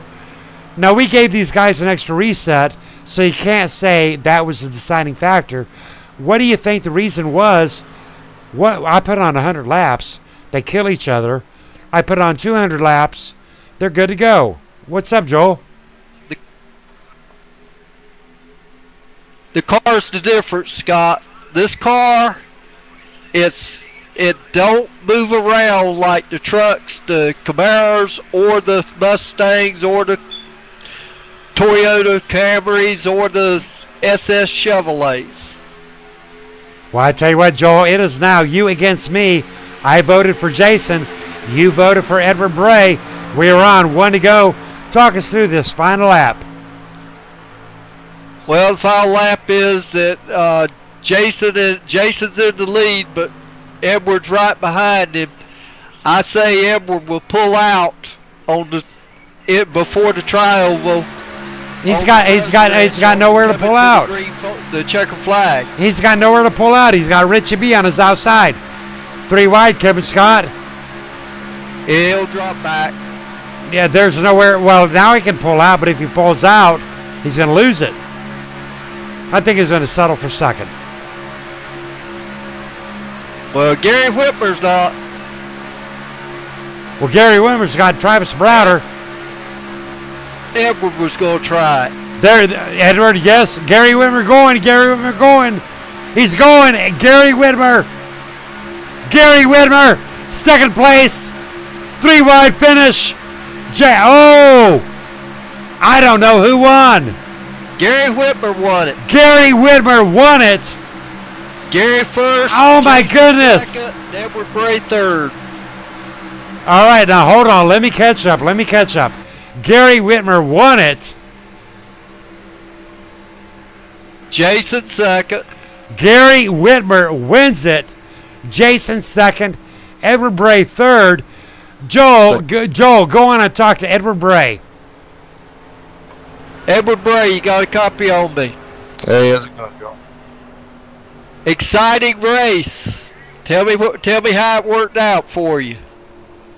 It worked out great. Had some issues. Not exactly sure. There's some telemetry issues in the car. On that last restart, I got the spotter telling me go with the green, and that pretty much messed me up a little bit. And coming down pit road, got caught speeding. Got held for 15 seconds. Luckily, I was able when I did come back up on track, I came in front of a group, and thanks to Whitmer Jr. for coming up behind me and pushing me back up with that group. It was a great race. I mean, big shout out to everybody that raced tonight. It was awesome. Now, yes, it was.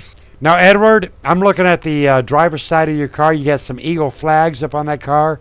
You got a death from above logos. You got 2 flags. Tell me all about those logos real quick. Yeah, when I was with the Signal Corps at Bragg, it was part of 82nd Airborne. So that's where the death from above comes in. The wings with the ball is for the if you're not ordnance, you ain't shit. So went ahead and gave it and put that on there for support. Big shout out for John for putting this on the night, and the 2 flags. That's basically our Signal Corps logo. It's one of the insignia that I wore on my uniform. I tell you what, you did a great damn job out here tonight. Big shout out there too, Edward Bray. How about a Jason Russo? What's going on, Scott? Talk to him, Joel. Jason, long the race. How's your arms? How's my everything? I'm just beat. I'm sweaty, and my hands hurt, my feet hurt. I'm ready to call it a night. I hear that. This has probably been the longest race you've ever run, isn't it? I believe it is, actually. But a really good race. I want to give a big shout out to everyone that came out and everyone that watched. Thanks to Edward and helping push me. And for all my teammates at Kicking Asphalt for the setup. It was a really good setup. Well, congratulations. I'm glad you finished it where you did, and you can feel proud that you've just ran the Talladega 500. Yep. All righty, how about it, Gary Whitmer, my good friend Gary Whitmer. Now, Gary, I'm going to play a song while we're interviewing you. We're going to play "Running with the Devil," because I tell you what, Gary, you were indeed running with the devil. Talk to me about your race.